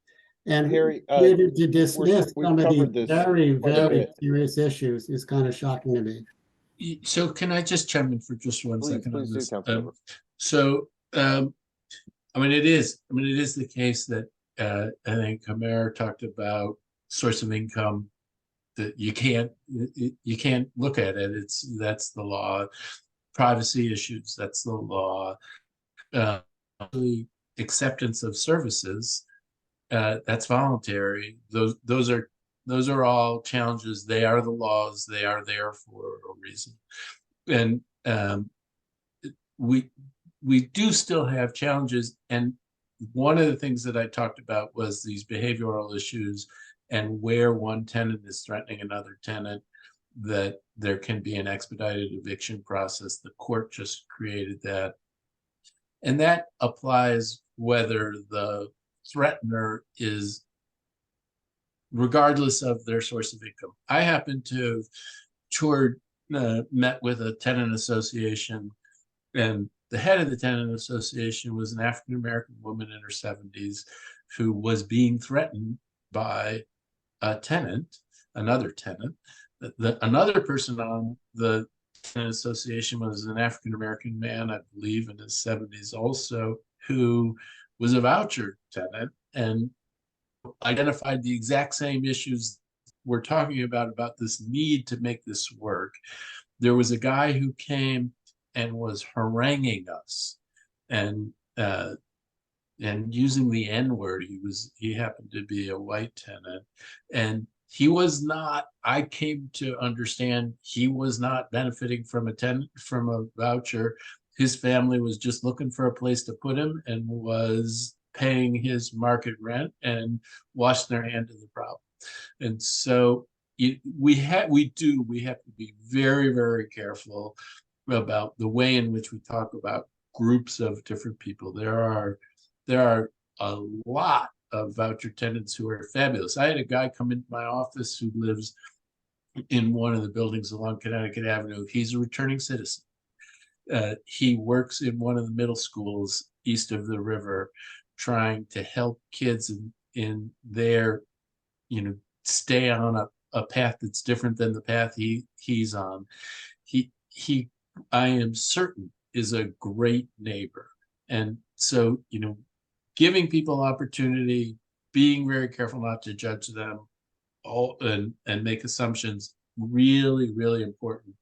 But also, there is this dynamic which has been creating a lot of friction and anxiety, and it's not a concoction. How we address it is really tricky, because we can slide off into camps. We can be pointing fingers at each other. I really, really want to commend the government folks who have come, because you knew coming to this was, you were going to get bounced around, and you came and you're trying to deal with it. But let's work together to try to make this work. I get it, it's different than the Brooks, but the idea is we got to figure this out and make it work for everybody. So thank you very much. Yeah, I Thank think you may Harry. have accidentally mischaracterized my view. I'm sure you didn't mean it, but I do not say if you have a voucher, you're a problem. But I'm saying that among the voucher residents, some substantial number, some not inconsequential number, are threatening to their neighbors, and neither DCHA or DHS is stepping in to intervene, and they're letting it happen. And the police know it, they complain to us, and the tenants know it. And it's just wrong if you're receiving a $30,000 annual Harry? subsidy to stay there and threaten people. I'm asking DCHA and DHS for the people's safety to take better care for watching these severe cases. And I I want think that people who Mr. Ross behave did a well to stay there. I think Mr. Ross did a great response earlier. And now we're going to move to Q&A. I know folks are getting impatient to ask questions of the panel. We have gone well over how long we wanted to go, so we'll move to that. And we've got Miss Terry Hewitt, who I'm going to ask to unmute, and she can ask her question.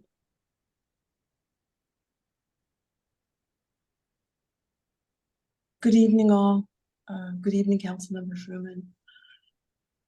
Actually, honestly, I don't remember my question. It's been so long. One of the questions I think I had earlier on was in reference to the platform that DCHA speaks about. And I would like to know within that platform that was cited by, and please forgive me, ma'am, I don't. No worries. Camera. Excuse me? Camera. Think of a camera, but with an H instead. Well, it's similar. Apparathi. Thank you so much, ma'am. No worries. So the question I have is that within the platform itself, if you're relying on this system, mathematically, who knows the mathematics to it? How do you break it down to take away the opaqueness? Because it's great that you rely on it, but what is it that you're relying on, number by number? Thank you. Thank you. And you're talking about the rent reasonableness tool. And so is that, I'm looking, yes? Yes, it is. Okay. And so that is a tool that is used to, so what it does is it pulls information from various sources to find out what the market is in terms of rents for a particular neighborhood. So based on the information about the property, the features and amenities, then it will look for comparables that match as closely as possible to what was there, and then to determine whether what the rent is being requested, whether that's reasonable or not. That's what we rely on it for. Now, I've got a follow-up for you, Himara, which is what is the reason for not making the weights of the inputs public? I think I know the answer to it, but I'd like to hear your response, because I imagine if we FOIA'd this, it would be deliberative. Well, I mean, I think it's not our tool. It's okay. Affordablehousing.com is who's doing it, and it's their algorithm and it's their system. It's not ours. Okay. But it's an organization. It's a company that does business with close to 1,000 other housing authorities in many other jurisdictions around the country, and so it's something that they have been and continue to work on and adjust and work in the different markets, and so we're relying on their expertise to be able to pull the information. So it's not Novogradac, it's affordablehousing.com. Thank you. But DCHA will continue to vastly overpay on all its pieces. People need to understand it's very important. Your statement is inflammatory and incorrect, and you're making assumptions. Harry, we've got a lot more questions from folks who are waiting quite patiently, including R.W. Jones from Can I Live Housing Authority. Yes, good evening, everyone. Thank you for having me. This conversation has been so fun that I had to make a drink. Very stressful. Very, very stressful. But I do think that it is important to shed a little bit of light onto some of this conversation. Number one, Can I Live Housing Authority? We're a tenant-based organization. We've been doing this for 15 years. And I want to first and foremost say DCHA, while they catch the heat because they're on the front lines, I promise you, I've worked in a housing authority. Not only was I a welfare mom myself, who was given nothing but projects and ghettos to live in with my 4 sons, and being so afraid of one of them being shot or killed or, going to jail or selling drugs, I chose to take away and get rid of the voucher altogether. However, I was a commissioner of a housing authority for 10 years. I worked in housing authority. So I seen this housing authority spectrum, the voucher, HUD program policy implementation from 3 different spectrums. And I also saw how DCHA and other housing authorities, they are literally the fall guy, because anybody who works behind those closed doors and understand how HUD is making the rules. HUD makes the rules. So HUD says, hey, families, you can actually get this money every month and you don't have to ever work. No one is addressing the systemic oppressive behaviors behind these programs and the policies that create this rottenness. Nobody, I don't care what race you are, I don't care what social class you are, I promise you, nobody wants to go into a community and live and walk in after a hard day's work and see piss in their elevator. It's absolutely, it's ignorant, it's offensive. But what I want to say is there's so many different factors. So as Ward 3, yes, while you guys are the lowest, I love the fact that you've come here and was like, okay, this is getting out of hand. Let's do something about it. Because the people in Ward 7 and 8 that look like me, that don't want to deal with it at all, they don't get that opportunity to say, you know what, this is getting out of hand, because it's been out of hand. It's been out of hand. And people like myself who have to worry about whether or not your son will even come home at night. So I welcome the both sides of the conversation. I think it's something that needs to be had. But I will tell you that as an agency, we get more calls that says my voucher is not enough and I was denied housing. We're getting families terminating losing their vouchers, winding up in the shelters because the voucher won't pay enough. So there's so many different sides to this story that I just urge this Ward 3 or whoever you are on here, when you're thinking about this issue, just understand that there is a bigger issue, a bigger play. These people that come into the communities, they didn't just arrive here overnight. This is years of ignored policy, because anybody who lives anywhere and not pay anything unless you're disabled. But for willing and able people, they have adapted this way of life because they've been X'd out of a marketplace. And so we have to, if you're going to address this, address the whole thing and be willing to have those hard conversations. So I want to thank DCHA because I have worked at a housing authority and I left because I said, there's no way in the world I am equipped to work under that amount of stress, that amount of pressure, that policy. These policies are coming from HUD. And if they were really doing something so wrong, they would be under receivership. So HUD doesn't mind putting the DCHA Housing Authority on the front line to take all the heat, but they're the ones making the rules. The housing authorities just execute and implement the rules that are given. And so I think we got to give them some grace because they are not the only ones. Same with social services. Congress makes the rules. Housing state, can create policy. But we have to look at the stronger issue because I feel you. I don't want to live in these communities. I moved simply because of this. And so there is solutions. We created our own housing authority simply because we saw the gross neglect. Families were not being served properly. The needs far surpass what they have the capacity to hold. They are human beings and somebody need to really be finding out, how do we pour into the direct frontline staff? Because it's easy for us to say, hey, fix it. Don't let it come over here. And once it comes over here, now it's a big problem. It's been a big problem City Councilman Matthew Freeman. It's been a problem for Ward 7, for Ward 8. It's been a problem for Ward 5. It's been a problem for moms like me who never, no matter what we said, it never mattered. But now it shows up into this rent reasonableness assessment. I get it. But the truth of the matter is, if we didn't have these high rents, the vouchers would not be competitive at all, and nobody would get them. And so we do have to find solutions. We do have to find a fair middle ground, but we do have to address the issues that are real and present from a full perspective. And so, Just Thank you. Just to react or no. It- So thank you very, very much for what you had to say, Ms. Jones. It is really important. And part of this fundamentally is about creating opportunities. I take your point about also not creating dependencies, but creating opportunities for people.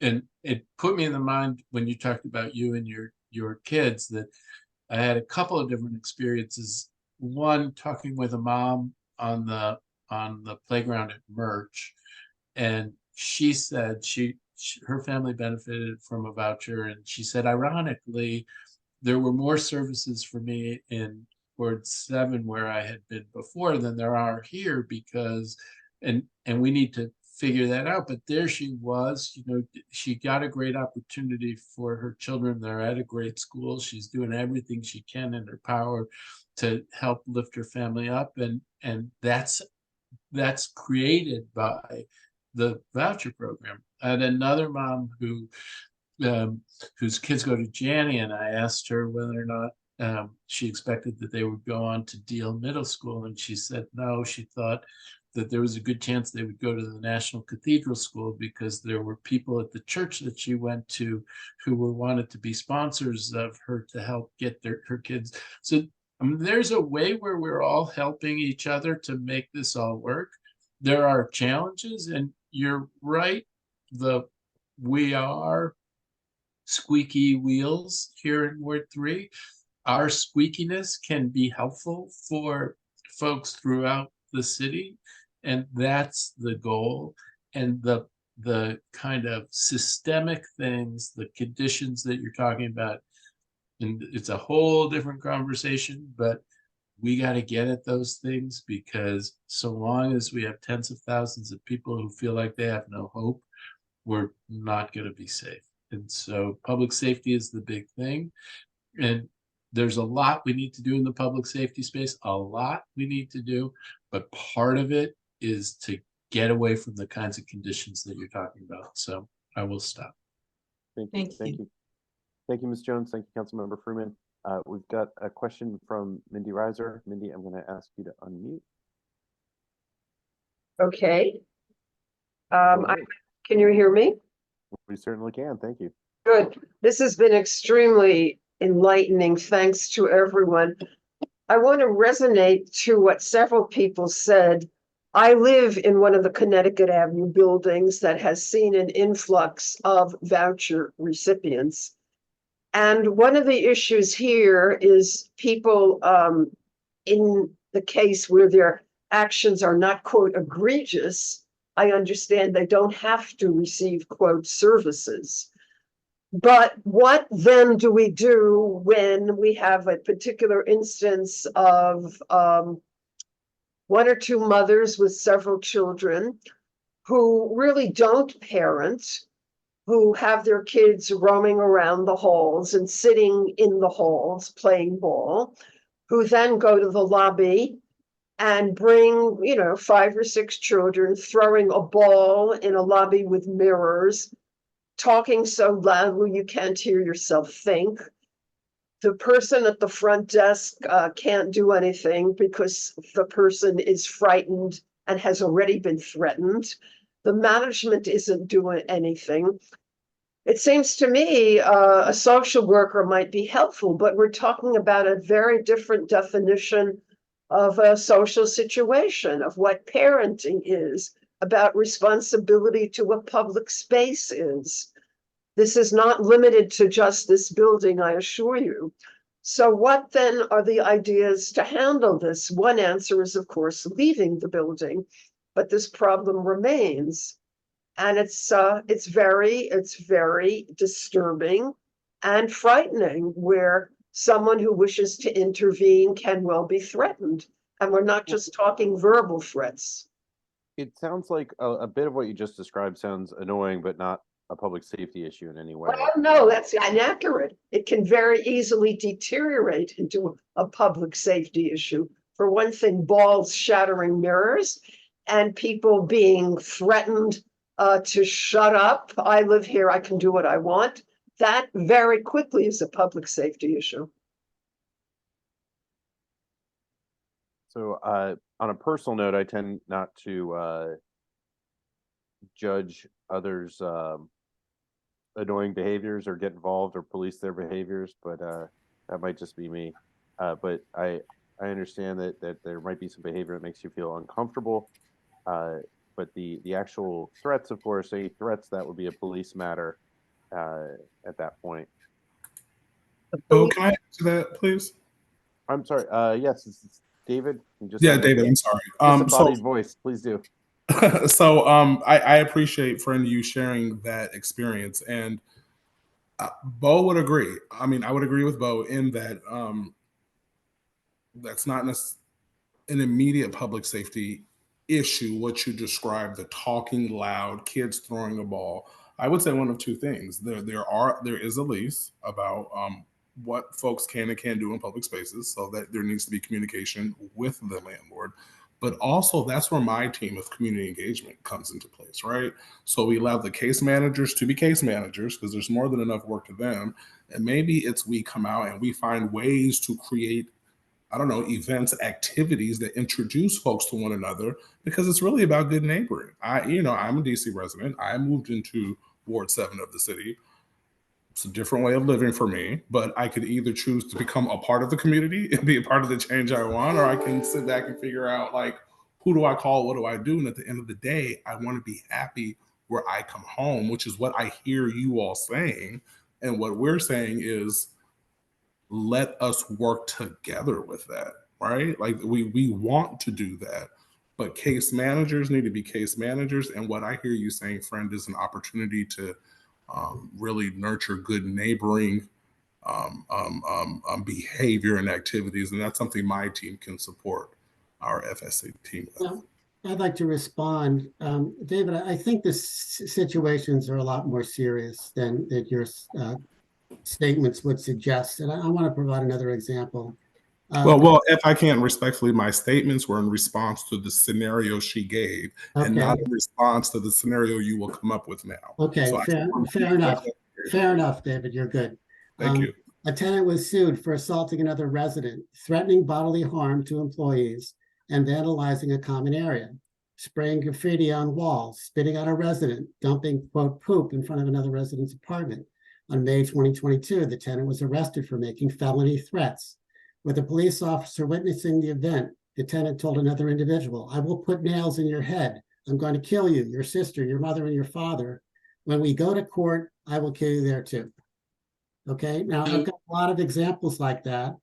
I'm just saying they're very serious. And I know people have mental health issues. And I just saying that please, DHS, DCHA, take responsibility when you place people who have very serious issues. You've got to follow up and protect their neighbors. So 2 responses to that, because I heard that word earlier before. We don't place residents. Residents have choice of where they move into. So it's very important, because several times we've heard we dump folks into one building and saturate them. There is customer choice of where they go to. That's deceptive, David. I hate to say it. It's the truth, sir. It's deceptive. So, because what we don't do is tell people, you must go live in this unit, you must go live in this block, you must go live on that ward. That's not what we do. Our residents pick locations that work best for their family needs, and work with landlords that honor the fact that they are receiving voucher assistance, because a number of landlords will automatically refuse to work with our residents, which is some of the issue as well. Thank you very much. I don't want to, it's not true that the city doesn't place people. They don't go and actually put them, but they bus them to certain places and ask them to, consider. We actually do not do. And What the we person do, who told me we that, do. I can the tell you what person we who do. told me I that can in tell you what writing- we do. We do no, let bus me finish, tours. because you're not gonna like it. The person who told me that in writing was Laura But- Zeiler. Mr. Gural, So I think you should, Laura you should Zeiler, I will give share an that opportunity. information. I will share that Mary, information. please let for- Rachel I respond. welcome that email because I can tell you Yeah. that the director would say that we do offer bus tours. So Yes. what we do, we offer Housing bus tours. search is not, Exactly. So when we know, especially we were closing a pandemic shelter, a lot of people had vouchers, and there were people who, because in order to get a permanent supportive housing voucher, you do have to be diagnosed with a disability. So there are people with disabilities. So we do offer, hey, we have a list of buildings, a list of units that are available to rent. Are you interested? And we are going to organize a tour to help people go and visit units that are available. So we do provide this service. And maybe you don't mean a bad situation, but you put a lot of very needy people in one place. And it's So not- Ward 3 has the lowest, I can tell you, there are 11 buildings in Ward 3 that have close to 50% of their residents are DHS clients. And that's mostly smaller buildings. And that's the lowest in the whole We've city. been So there's no asking for that concentration in information Ward for a 3 long time. as Can well. you please? No, it's not public information, but I can tell Why you that not? we have this It's data. a statistic. Why not? No, I just gave you I that just gave you statistic. the statistic, yeah. And Which that is- is the statistic. which But I building think can housing you- choice, I just want to also reemphasize that housing choice voucher, just choice. And I It's do choice. want to reemphasize what David and Rachel are saying is that And is that it's the rental assistance, especially if you're talking about the tenant-based program, is that it is an opportunity for the household to be able to search for, apply for, and if the landlord accepts them and the units are, rent reasonable and they pass inspection, that's where they will live. And it is the housing choice voucher program. That's the name of the program, but it's not the way it's being used. Well, But I Harry- think we we should get some other absolutely questions disagree. from some Harry, other people. we, Yeah. we do, but I do want to follow up. The choice aspect comes from HUD rules, right? That's correct. But HUD has said that they're not using the program like a housing choice program. It criticized it in a very long audit. Harry, yes, the one from 2022. Mr. Gural, I respectfully disagree with what you're saying. Okay. So I'm going to go to the next question from Joanne Liliea. I'm going to ask you to unmute. I apologize for probably mispronouncing your last name. Hi, my name is Joanne. Good evening, everyone. I'm Lavinia. We're actually neighbors in an apartment building on 16th Street Northwest. This is Dave. Hi. And this is Dave. Thank you, everybody, for your time and discussing issues that seem to affect us all. Both Joanne and I have gone through issues with Section 8 voucher holder, whom we found out had 43 criminal cases in his background, including break-ins, assault, stalking, and telecommunications harassment, all of which we've experienced from him. We've reached out to management and they couldn't do anything, eventually solved our own problem.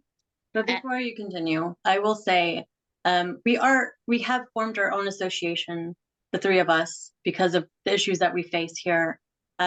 Dave and Lavinia are regular tenants, and I am part of a program because I was homeless at some point last year while I was pregnant. So I am on a program here in the building, and I've experienced more discrimination, mainly because of my race, and also being a single mother. There's been a lot of stalking, a lot of harassment, a lot of discrimination, things like that. So I just wanted to get that straight before we continue on with all three of us, what we've experienced here in the building. There's a girl across the hall from me and she's Black, and I'm very good friends with her. But she clearly has she has schizophrenia, she has a lot of mental issues, and she's on vouchers, or some kind of program. But when she first moved in, she was okay. And then she had her daughter with her. And at some point, management felt that they needed to step in and disrupt her life and have her child taken away from her. So it's a little bit of everything, from people getting on these programs that have issues that should be looked into before placing them. I mean, for her, for example, clearly she doesn't belong alone at this point. She needs to be with her daughter. That's not my choice, but leaving her alone is not, the best mental health for someone like that. But I'll let Lavinia keep talking. So we have a few questions. First questions, I will make it as brief as possible. Hamir, Thank you. both of us have been trying to reach out to the DC Housing Authority, in Joanne's case for a more permanent transfer, in my case for a VAWA emergency transfer. I've tried everything from reaching out via email, showing up at the locations, and calling the general number for the past 3 or 4 weeks, and without much success. If you would have some advice for us in that regard. I'm going to play some, or speak to tell you all my questions, and then we can go from there. Harry, thank you very much for your insight. You seem to have a lot of knowledge and experience in leading the association at Cedric Gardens. As said, we have formed our own association and would appreciate, I've sent you a private message as well, your email address to get in touch in case you would want to advise us on our association, which is fairly young. And then for Matthew, thank you for everything you do at that level. And if there is any information that we can provide you with as to add to, to a file or the files that you already have on the issues existing in Ward 3. Thank you.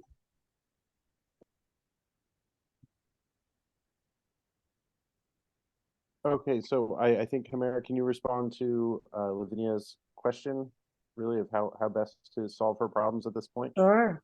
No, Okay. exactly. I actually put my name and email in the chat because I'm sure getting the specific details will be helpful, and then I can make sure you're connected to the right staff. Thank you very so much. Absolutely. Well, thank you for those questions and sharing your experiences. Harry's Tenant Association has actually helped my building start a tenant association too. Andrew Koval, who used to be a Ward 3 committee member, came over and gave us some pointers, and Harry has been helpful as well. So We're happy to help out others as well. And thanks, Bo and Lavinia, for your comments. So thank you. And thank you again. I'm going to move to the next question from Kim.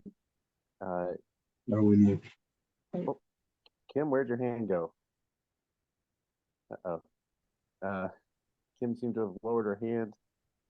So No, she's still there. Oh, great. Okay, so Kim, yes, you're next. I'm going to ask you to unmute.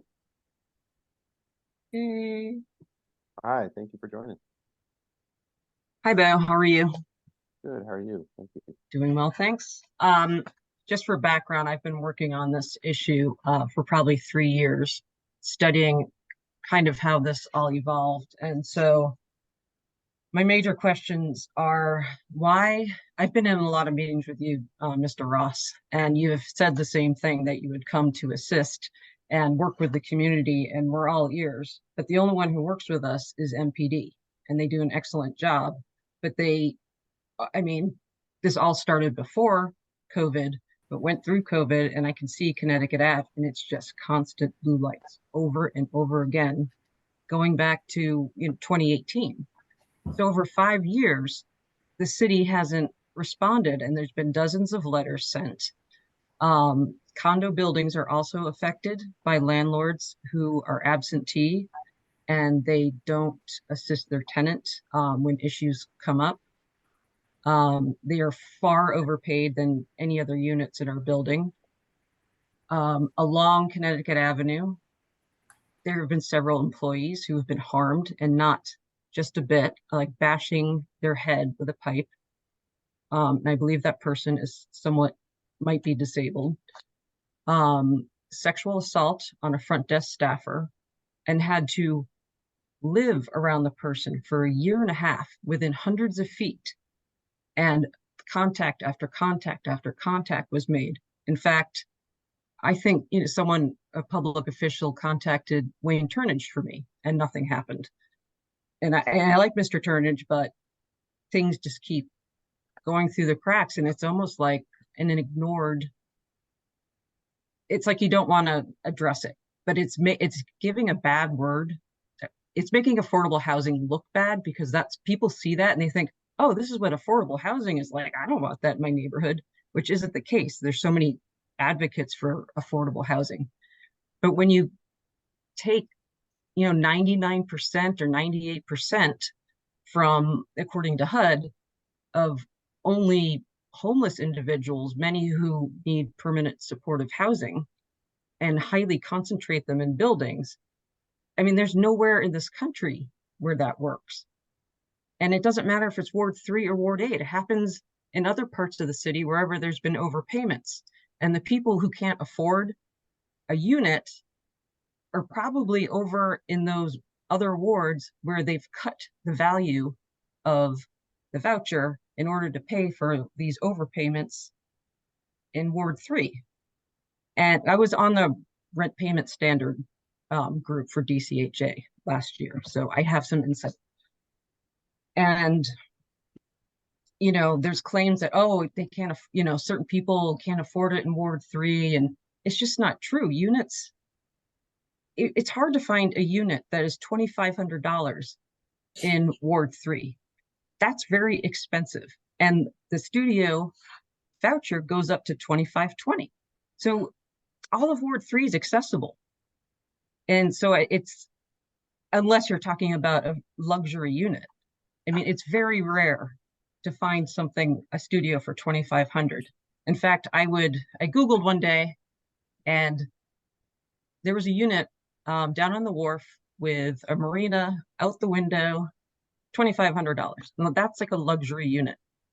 So it should be able to pay in Upper Northwest for an old building that is 60 years old and has no amenities. That was my Google. Sorry about that.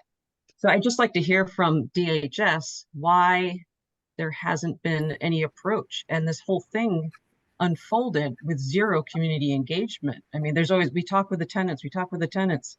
Well, you don't talk to any other tenants. You talk to tenants that you maybe work with, but a lot of these people have been dropped off. Seriously, there is just a mattress. I mean, the kids go to the same school as my son does, so I know these stories. And it's just kind of mind-blowing that there's been no caretaking. So if I can answer, because I saw in the comments that it looks like we take those issues very lightly. Apologize for my dog. We have requirements of case management. When we hear about a client or what have you, the primary goal is for us to provide the right level of services to the clients that we serve. That's what our goal is. Do we have different quality level of case management? Yes, same as you can get very different level of care from a doctor and so forth. But we provide training and supervision and ongoing support to all of the clients that are in DHS programs. We have a requirement that all new housing comes with a furniture package, so we do not drop off someone with just a mattress. Has it happened that the full furniture package is not ready at the time of lease up? It does happen in few times. And if any of you have tried to order furniture in the past 3 years, sometimes there's a backlog. But we do not move in, we do not provide a rental voucher without accompanying furniture. So that's a requirement. So we never drop off someone with just a mattress. Okay, It's well, just- I'm gonna tell you that things are going wrong when a voucher holder who successfully gets out of homelessness, has a voucher, moves into a building in Chevy Chase, joins the community association as an active member, and he has to leave his building because it's been filled with people who don't want to follow the law, and the landlord doesn't care because of the overpayments. There's drugs, prostitution. So he ended up picking up and asking for a request, and he got transferred, and he's running into the same thing. That is not that's not what you want to do. Totally, and we can hold landlord accountable for enforcing lease violations. We and going through the regular route of evicting a tenant who breaks the lease, whether But it's a it voucher hasn't holder. happened. It Well, just started happening. Right, but it's one, we know that evictions were on hold during the pandemic. There was a backlog, but evictions are happening and we know that, right? So there are differences between case management, the services, law enforcement, and holding landlords accountable as well. But there was right? a carve out for very violent people, and that still was not honored. Wasn't that recently? And so again, we're not the landlords, right? So the landlords Right, can it be gets held passed accountable. around because you probably have like what, Miriam's Kitchen for Ward 3 that, I mean, do they do a lot of project-based programs along Connecticut Avenue, the long-term contracts you were talking about?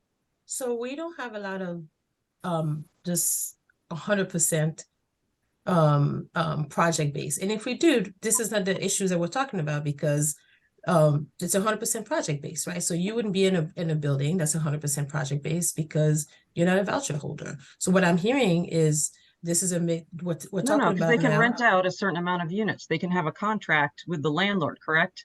For a certain amount of units. So when For a you go certain amount of to, units. okay, you go to a rent controlled building and you make some sort of agreement that throws off the rent controlled nature and creates a high concentration. I mean, it's funneling individuals. So I can't, and again, I can't speak to that, right? So I can speak to the services that we offer. I can speak to and even the letter that Mr. Gural shared about from Director Zeilinger is exactly it matches basically what I said, that we provide bus tours to available units. I can speak to the fact that we would not drop off a family with just a mattress. It's that we have a requirement, and it's out in our budget with the providers that we provide also a furniture packet, right? So I can't speak to the rent stabilization and all that, but I can speak to the level of services that we require to provide. When there's an issue with the client, the first thing we do, we go to the notes. If we feel that the level of services that the client needs is not being provided, we meet with the case manager, with the supervisor. We have requirements. We follow up on these cases. We have a lot of monitoring of the services, and also services are just because you have a voucher does not mean that you are required to allow anyone I to tell you understand. I not think to there's just raise been your a really children. far drift from the housing first model. I think there needs to be a drift back to it to follow it, like Semberis created it. And there seems to be not like awareness. I mean, in 5 years, there's been no action taken. And when somebody gets sexually assaulted and has to live near the person for a year and a half, why isn't DHS coming to the aid when it's after COVID and when after the carve out has happened? So because DHS is not the law enforcement, so I'm assuming that this person is being charged or the police was called, they're doing their But they wanted the investigation. person moved and they were on a program. But they don't get to And decide. The law enforcement makes they don't get to decide. It's the anything. landlord, the police do not get to decide, but But they we are don't on a get to program decide that if is funded by DC we don't get to taxpayers and decide federal if taxpayers. somebody is guilty of a crime, is what I'm saying, right? But you can take away the voucher if someone's acting really badly, and you're not doing that. You're not taking away vouchers, DCHA. There are people who act so badly that the voucher should be taken away. It's uncontestable. And you really need to step in when people are threatened. You need to step in and say, no more subsidy. And it's sad, but you have to do that. People are being threatened. So But thank you. so Thank you, Henry. if I can interject for just a second, do. because I mean, even if that were the case that they could take the voucher away, and I do think that it is the law that they can, but that doesn't mean that the person leaves the building. It just means that the landlord's not paid. And it does come to this question of eviction.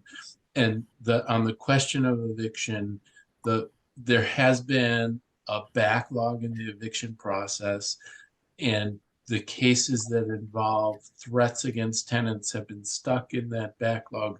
And now there has been an effort to change that.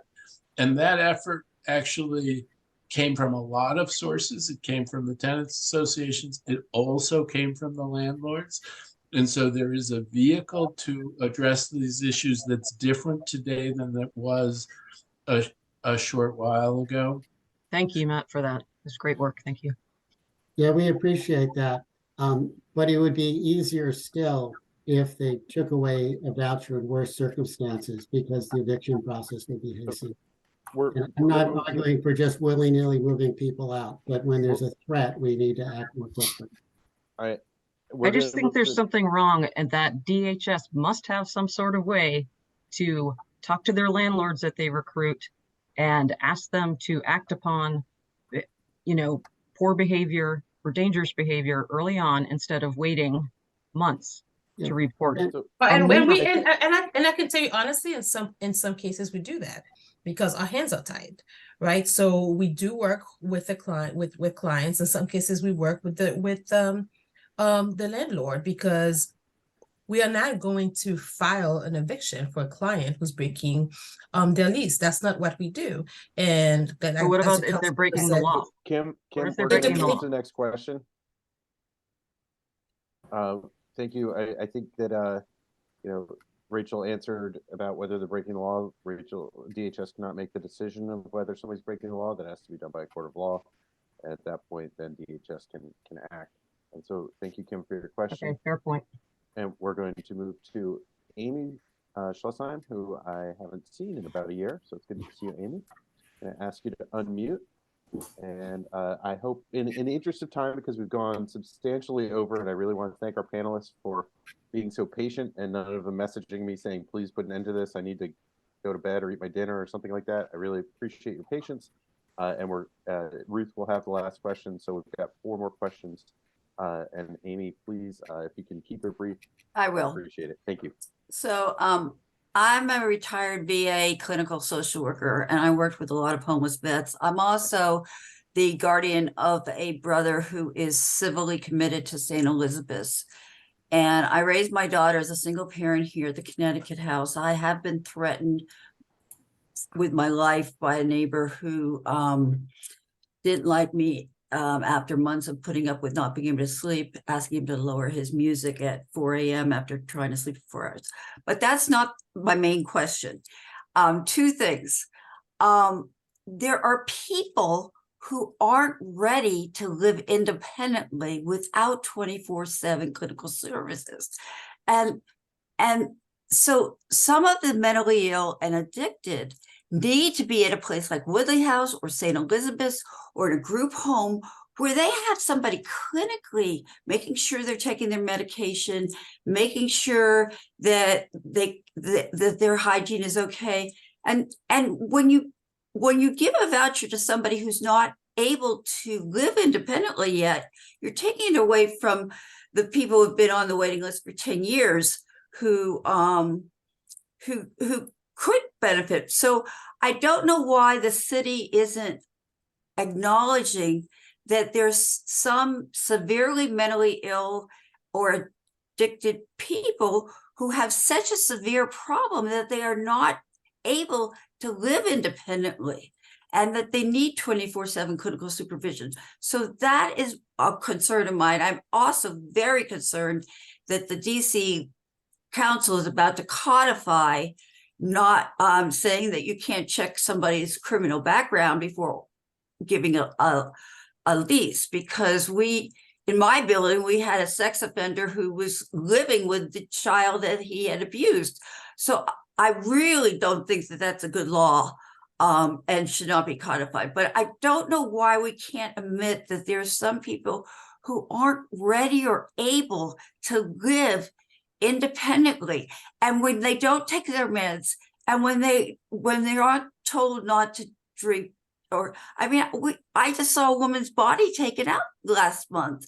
So we've got to deal in reality that there are people here who aren't ready to live independently, and they're taking it away from a family that might be able to live independently. So thank you.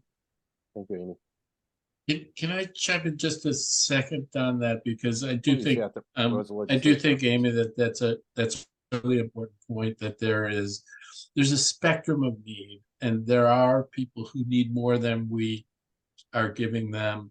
And Rachel, when she talked about there are challenges, it's all got to be voluntary, there are all different kinds of things, but frankly, we are missing on the landscape of our housing enough housing to really with more supports to really fully serve people. One of the things that's being talked about is the Ashton, which would be a place in Ward 2 that could have more services and could be a piece of addressing the need that you're talking about. And there are challenges around that, but we do need to recognize the different levels of need and try to meet people where their need is. And that's not the fault of the people who are, here today. They want to serve everybody as fully as possible. We as a city have not created all of the facilities and housing that we need in order to do that, and that needs to be a project.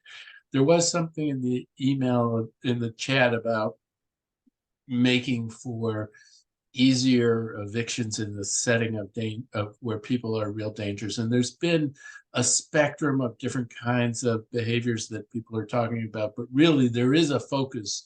We shouldn't lump them all together, but there are places, and Amy, you have lived it, and the others who are on this Zoom have lived it, where they have genuinely been threatened, and the landlords, whether they wanted to do it or not, for a long time thought, there's not much I can do. Trying to address that. Somebody else had raised a question, well, what happens if the landlord doesn't take that action? Because it isn't going to be DHS, it isn't going to be DCHA. What do you do when the landlord doesn't care and doesn't take the action to protect somebody like yourself? And that's a thing that we're looking at. What can we do in that space to create reasonable steps so that somebody else can try to step in? Because you shouldn't have to rely on your landlord's action if you're really, really being threatened. But it's tricky. The landscape is tricky, and the step where the landlords are in a position to take action is a positive step, but it doesn't solve the problem for the folks where the landlord doesn't care, doesn't take that action. We need to figure that out. Now, Amy has been threatened for well over a year with physical violence by someone who's receiving a voucher worth $30,000 a year. And I want to know, why is that continuing? Why does someone in DHS or whoever sponsoring that voucher say, no, this just can't happen? This is not an infrequent problem. And part of the problem, I'll say, for someone who strongly believes in government role in housing, that if other people hear about this in other jurisdictions, people who are more conservative than any of us are, if they hear about this, they'll just go off the walls. This is a crazy way to treat people. It's crazy for some of the voucher recipients who have problems, who are threatening, and it's crazy for people like Amy. We cannot put people in harm. And there has to be more oversight by DHS and DCHA. They have to step in and pay attention and get social workers to these places and check on people frequently. And if they are a threat, somehow that has to be brought under control. It's not fair to Amy and other people like her. Thank you, Harry. We're covering a lot of the same ground at this point. And I do agree with your point that it's not fair. We do need to ensure safe housing for all. But in the interest of time, I want to move to the next question. Lisa C., I'm going to ask you to unmute Thank you, Amy. Okay. Hi, good evening. To be completely honest, I forgot what I That's was going to understandable. ask, but I do have a question because it's concerning to me. You know, I'm hearing a lot about, you know, the violence, the threats, you know, the mental health issues, the, you know, the people smoking and not smoking buildings. I guess my question is, how would the landlords or the tenant associations handle it for people that are not voucher holders? And can those remedies that you've used in those circumstances work for people with vouchers?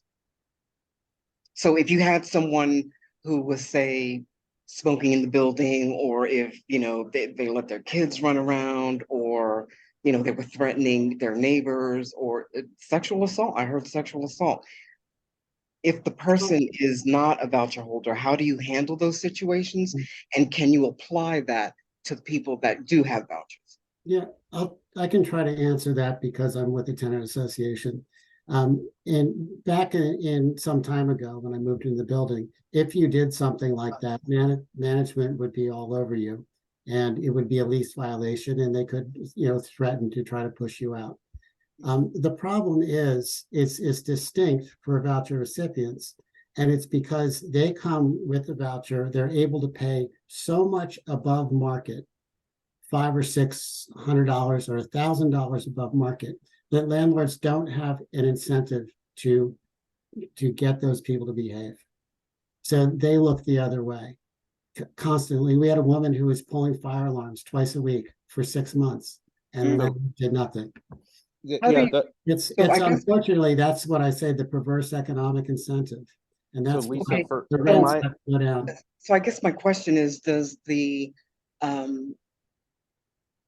how does the committee have the right or the power to go to the landlord and say, look, we don't care if they're voucher holders or not, this is an issue you need to fix, The period? tenant association, yes, That's absolutely. That's a good question, and we've done that so many times. And the other people from other buildings, we do that frequently. The buildings don't care because they're committed to, I think they're committed to this housing voucher strategy. They're getting so much money that it doesn't pay for them to try to enforce their own rules. So the issue we have in my building, which we had a tenant, as I mentioned, who sexually assaulted two other tenants, or sexually assaulted one tenant and physically assaulted another one in a different way. He was, you know, his voucher status notwithstanding, which we our understanding is he was not a participant in any of the voucher programs. The landlord was just not interested in going through the eviction process because they felt like it would take too long.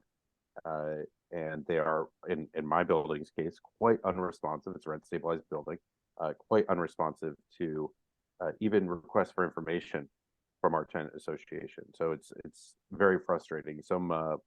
If any council members were thinking about proposing a duty for landlords to respond to tenant associations, I'm sure that would garner a lot of support. So I guess I'm just trying to get, because we're starting up a tenant association in this building specifically, and we haven't, you know, thankfully we haven't had any issues, but that's, you know, that's really concerning that the landlords or management are just not responding. So if like, I'm trying to understand the benefit that they receive. And I get that, you know, they're getting the extra rent money and all that, but would they apply that to someone who didn't have a voucher? Like, why are the rules? My question to the management would be, why are the rules enforced for some but not for others? And are you willing to take on that liability?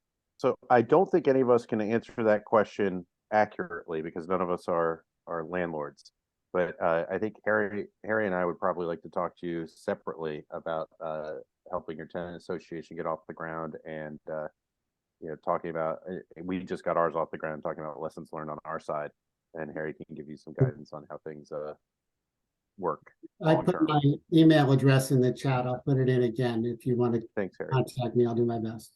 So Thank can I you. just Good chime night, in for one second? I do think, I mean, there are landlords who will take action in such a setting, and there are landlords who don't. And for the ones that don't, the kind of economic incentive that Harry is talking about, or disincentive, that they get such a premium over rent they could get from somebody else that they're just willing to be fat and happy while other people are deeply unhappy.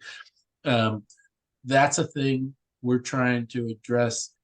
The magnitude of that economic incentive or disincentive to take action. Others have said, you know, if there's no premium for a landlord accepting a voucher resident, then it could be very, very difficult to find places that will accept them. So they're probably, you're not going to get it exactly right, but the magnitude of the incentive, particularly in a rent stabilized setting, is so large that for some landlords, they're willing to put up with bad conditions for their tenants in order to keep those dollars. There's the new track for evictions that the Superior Court has put in place will work in a setting where the landlord is willing to take action, and it really is going to be the landlord. It isn't DHS or DCHA could withdraw the voucher, but it would still then have to go through an eviction process, and it would still be bogged down in the backlog of the evictions. But the question about, you know, what happens when the landlord won't take action, and it's a really egregious thing, like the kinds of things that are being talked about. We actually have been trying to come up with something that can work in that space. We talk with the Office of Tenant Advocate, we talk with the OAG's office. We have not cracked the code for how we can do that in a way that can work, but we're working on trying to do it. It is very tricky because of all of the rules that surround this, and you want to be, it needs to be something that is very targeted to the cases that are the most egregious. But we are working on trying to do something in that space. Thank you. So I just want to comment on Matt's comment. I disagree. I agree with most of what Matt says, but I disagree that revoking the voucher is not going to get you anywhere. It will accelerate the process, and sometimes that's what's needed. But the other thing I want to say, that from a perspective of DC, we should consider what the optics are other places, and even within. You're retreading. It's a different point, Bo. We're almost at the end, my friend. It's okay. Different point. It's very important. If we have someone who's a voucher recipient, like the woman who killed 3 people in Rock Creek Park in a DUI, it's very well known, covered in the news. That person's a voucher recipient, to my knowledge. There's pretty high confidence of that. She still has her apartment. She's in jail, still has her apartment. City's still paying for the apartment. That's just the kind of thing that someone's got to stop that. It looks very, very bad for government when we have these examples. And so part of the reason for revoking a voucher in extreme circumstances is so that it just doesn't seem so egregious. If we can control the programs, run them right, we will have the public behind us. And if we don't, there'll be public opposition. So I'm pleading for people, please run them right. Thank you, Harry. And now, so Yvette, you've got the penultimate question. I'm going to ask you to unmute. And if you're still there, and I understand if you're not.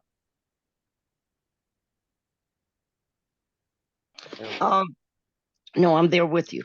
And I thank the councilman for having interest in this situation.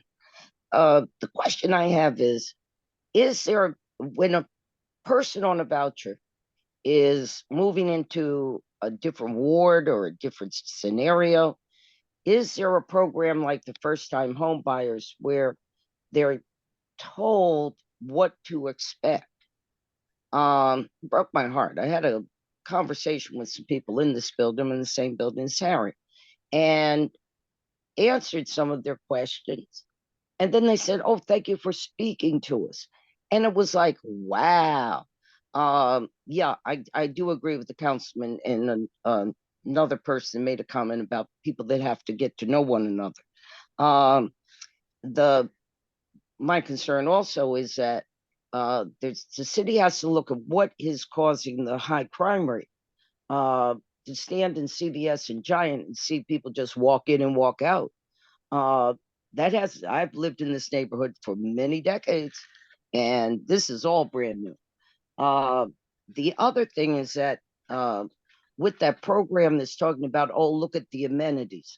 The landlord here, there was amenities. The business center is now turned into a film set, just like the social room. Without an outlet of a social room and watching TV, yes, people may have an argument. They can chill out there. But to set the rents according to amenities has to be looked at a little bit further. It increases the bottom line of the landlords. In all this discussion has not been adequate attention paid. We're beating up on the voucher. I hate the term, the voucher people. It makes them sound like aliens. And I used to work at HUD, and I'll answer some of those other questions you, the woman with the wanted to start an association and evictions of people that violate rules. But I'll get to that in a second.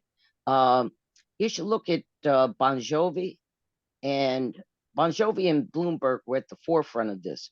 Bloomberg on cutting down this size of the apartments and transitioning homeless into residential settings. Bon Jovi is very big on that. Paid for several apartment buildings, had tools where people could look at, they could walk into his community restaurant and find out where they could go if they suddenly became homeless, to track what has been done with that experience that he's had in helping homeless. You have to look at it differently as to people with mental issues, people with alcohol and drugs, and caveat on the drugs. Harry may have brought up smoking, but what about the person that has cancer and is smoking a joint because he has to not be in pain? Mr. And it is Barone, legal. what's your question for the panel? But the question is, but the problem too is expanding the dates of housing that is rent stabilized. In Cleveland Park, they're going to have only a very small percentage, and the mayor is saying, "Oh, our affordable housing has not kept up." When a building starts to be built, it might take years.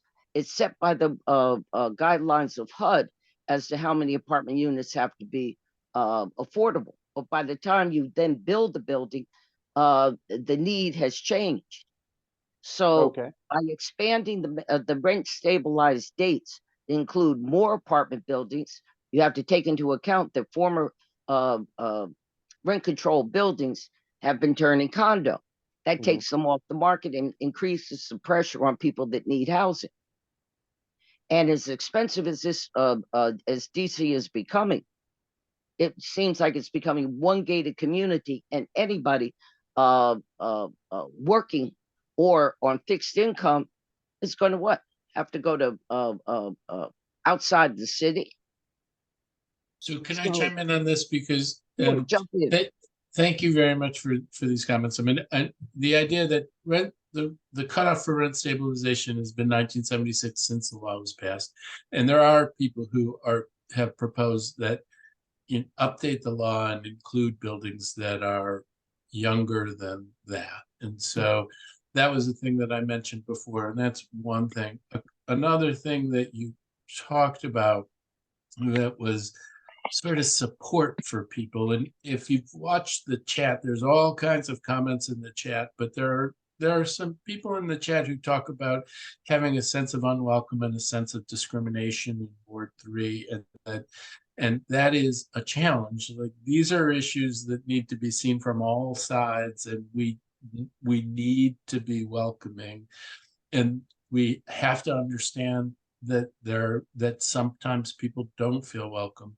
There are lots of people who talk about when new people arrive, bringing people together so they get to know each other, and you get a demystification of people who might feel different, and you can make more connections with each other. That's not the full solution to the problem, but it's a part of the solution, I think, in this setting. There's also, and I mentioned early on that there's somebody on this who was on at least before I looked at the participants, who talked about some sort of a nonprofit in the area that could provide support, could provide a gathering, could help people to navigate what is a new community for them and to be able to thrive. There are lots of things that we can and should be doing to support folks and to incorporate them into the community and get people to understand each other better. I believe that is very, very important. It is also really important in those egregious cases where somebody is behaving in a way that's really menacing, that we have to deal with it. But Councilman, but they won't even have a Christmas party. They've eliminated it. The emphasis is on the people, but it's also the landlords. And Harry makes a good point about the money. They are now, we talk about evictions. There's a long-term tenant and myself who are way below the rent. They want market rate. And they want this apartment badly. My apartment had never been ripped off. Yet I go to the landlord. They don't even have the keys. The only time my apartment was ever done that before, one time, and it was an assistant manager. So I say to you, there is the monetary incentive, especially when you have landlord employees and who get bonuses for renting buildings. There should also be if HUD lets buildings be built with percentages, yes, there should be a percentage of all incomes in a building. That follows through on their low and moderate income that they model that they use when they knocked down Cabrini Green and all the public housing. And then they decided how many people would come back. They had certain criteria for who could get those new apartments, even though they were all, as they have changed during then, when it was, since it's no longer Section 8, it's vouchers. But why didn't somebody look at Providence? Providence Hospital could have been retooled, and it could be a rehab center. So each one, you can't lob every voucher person is violent. You have got an end. There was someone else that made the choice from the government, saying they have a choice whether to get their meds. They have a choice whether to be maintained.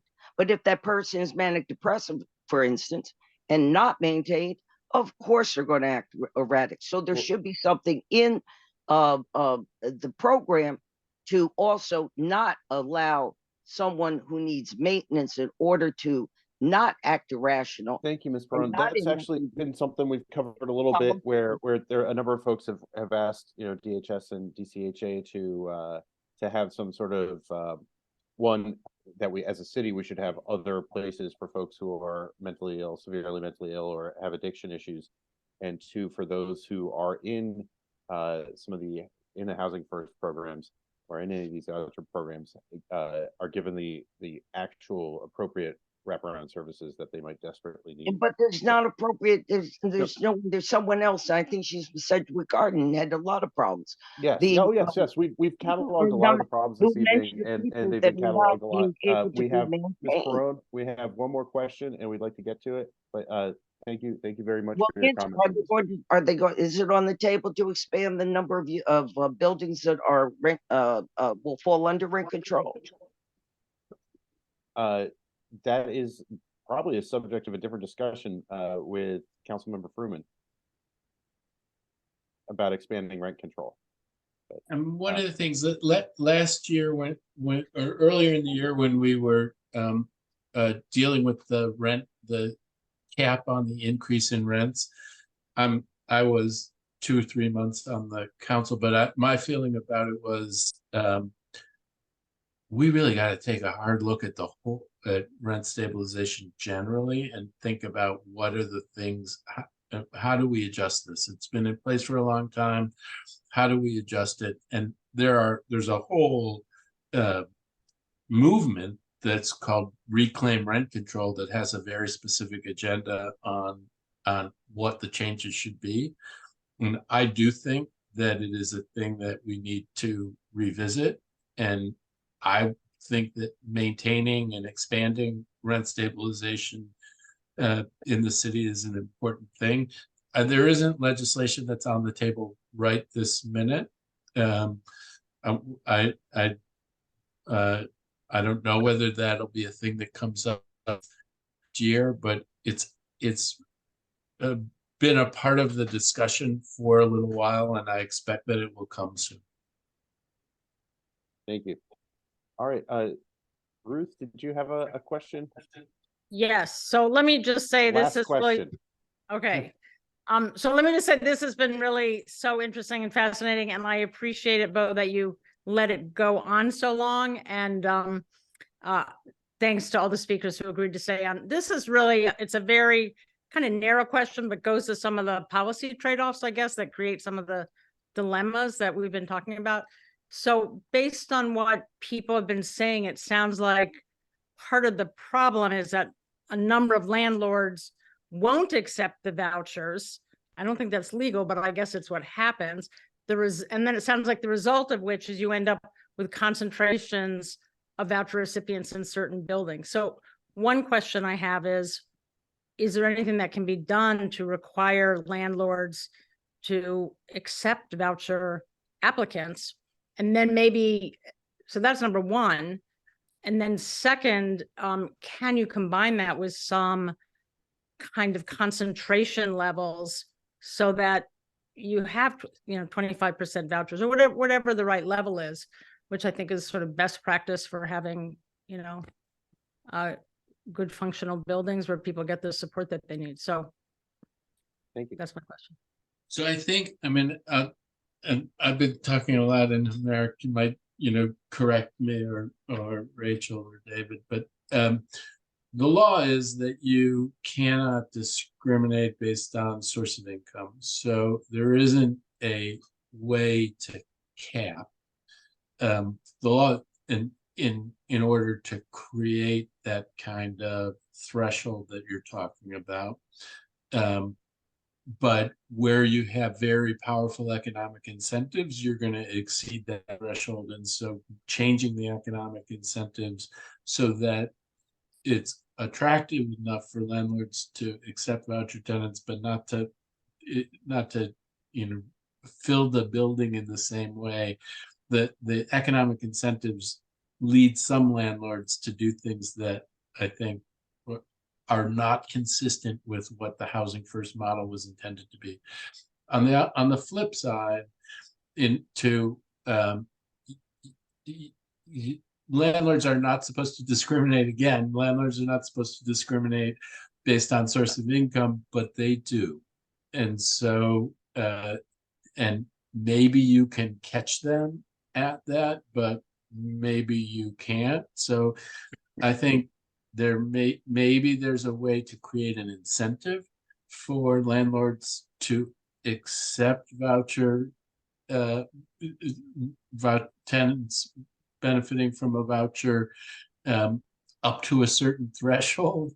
But when I try to explore those ideas with folks at the Office of the Tenant Advocate and folks with the rent administrator, they see a different kind of discrimination based on source of income. So the goal that you're talking about, to have more buildings accept some voucher tenants so we can be serving as many people as possible, but not creating undue concentrations in one building or another.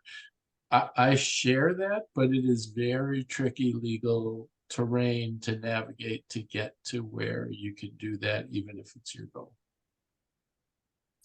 I think the most important thing here, oh, sorry, Rachel, go ahead.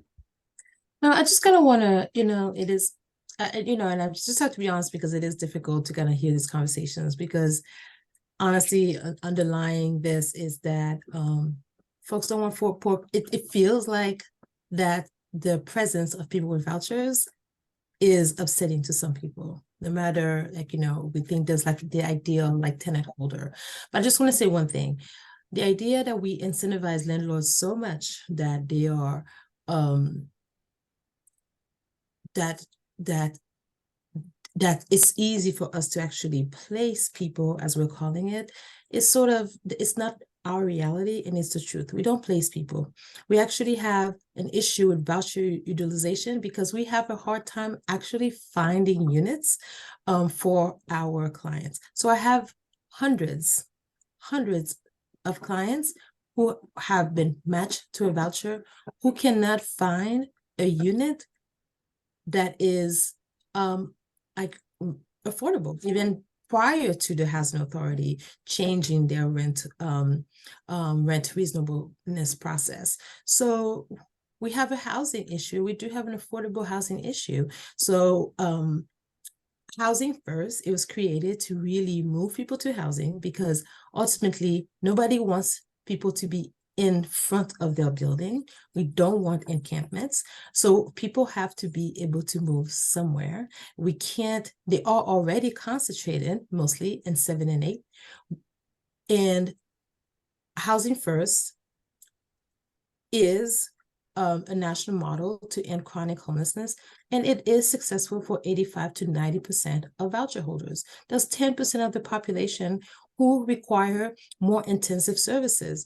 And to the woman who is a clinical social worker, she also must understand what happened with deinstitutionalization of mental illness is that we can't force someone to go to St. Elizabeth because you and I do not feel like they should be living on their own. There is criteria. We have to respect people's rights and autonomy. We have to go in front of a court to basically say why we feel that we are stripping this person of their autonomy by placing them in St. Elizabeth.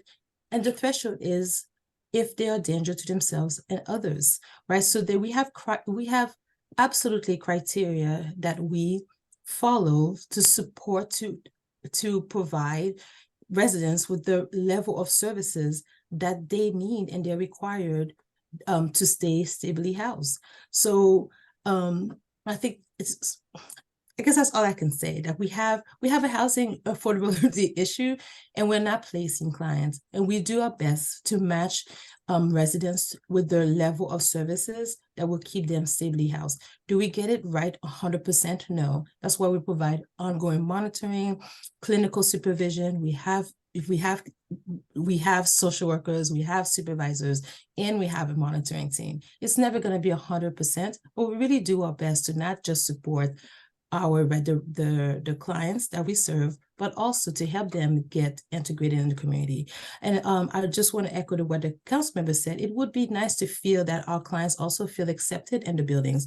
Sometimes some of our residents ask to move because they do not feel accepted in the buildings. They feel that the minute they move into a building, other neighbors say, "Are you a voucher holder?" They start asking them questions because they look different than the typical resident of that building. So they themselves don't feel comfortable. So maybe a way would be maybe the tenant association can have welcome baskets, can actually make them feel comfortable in the building. Welcome your neighbors, because once they are in your building, they are your neighbors.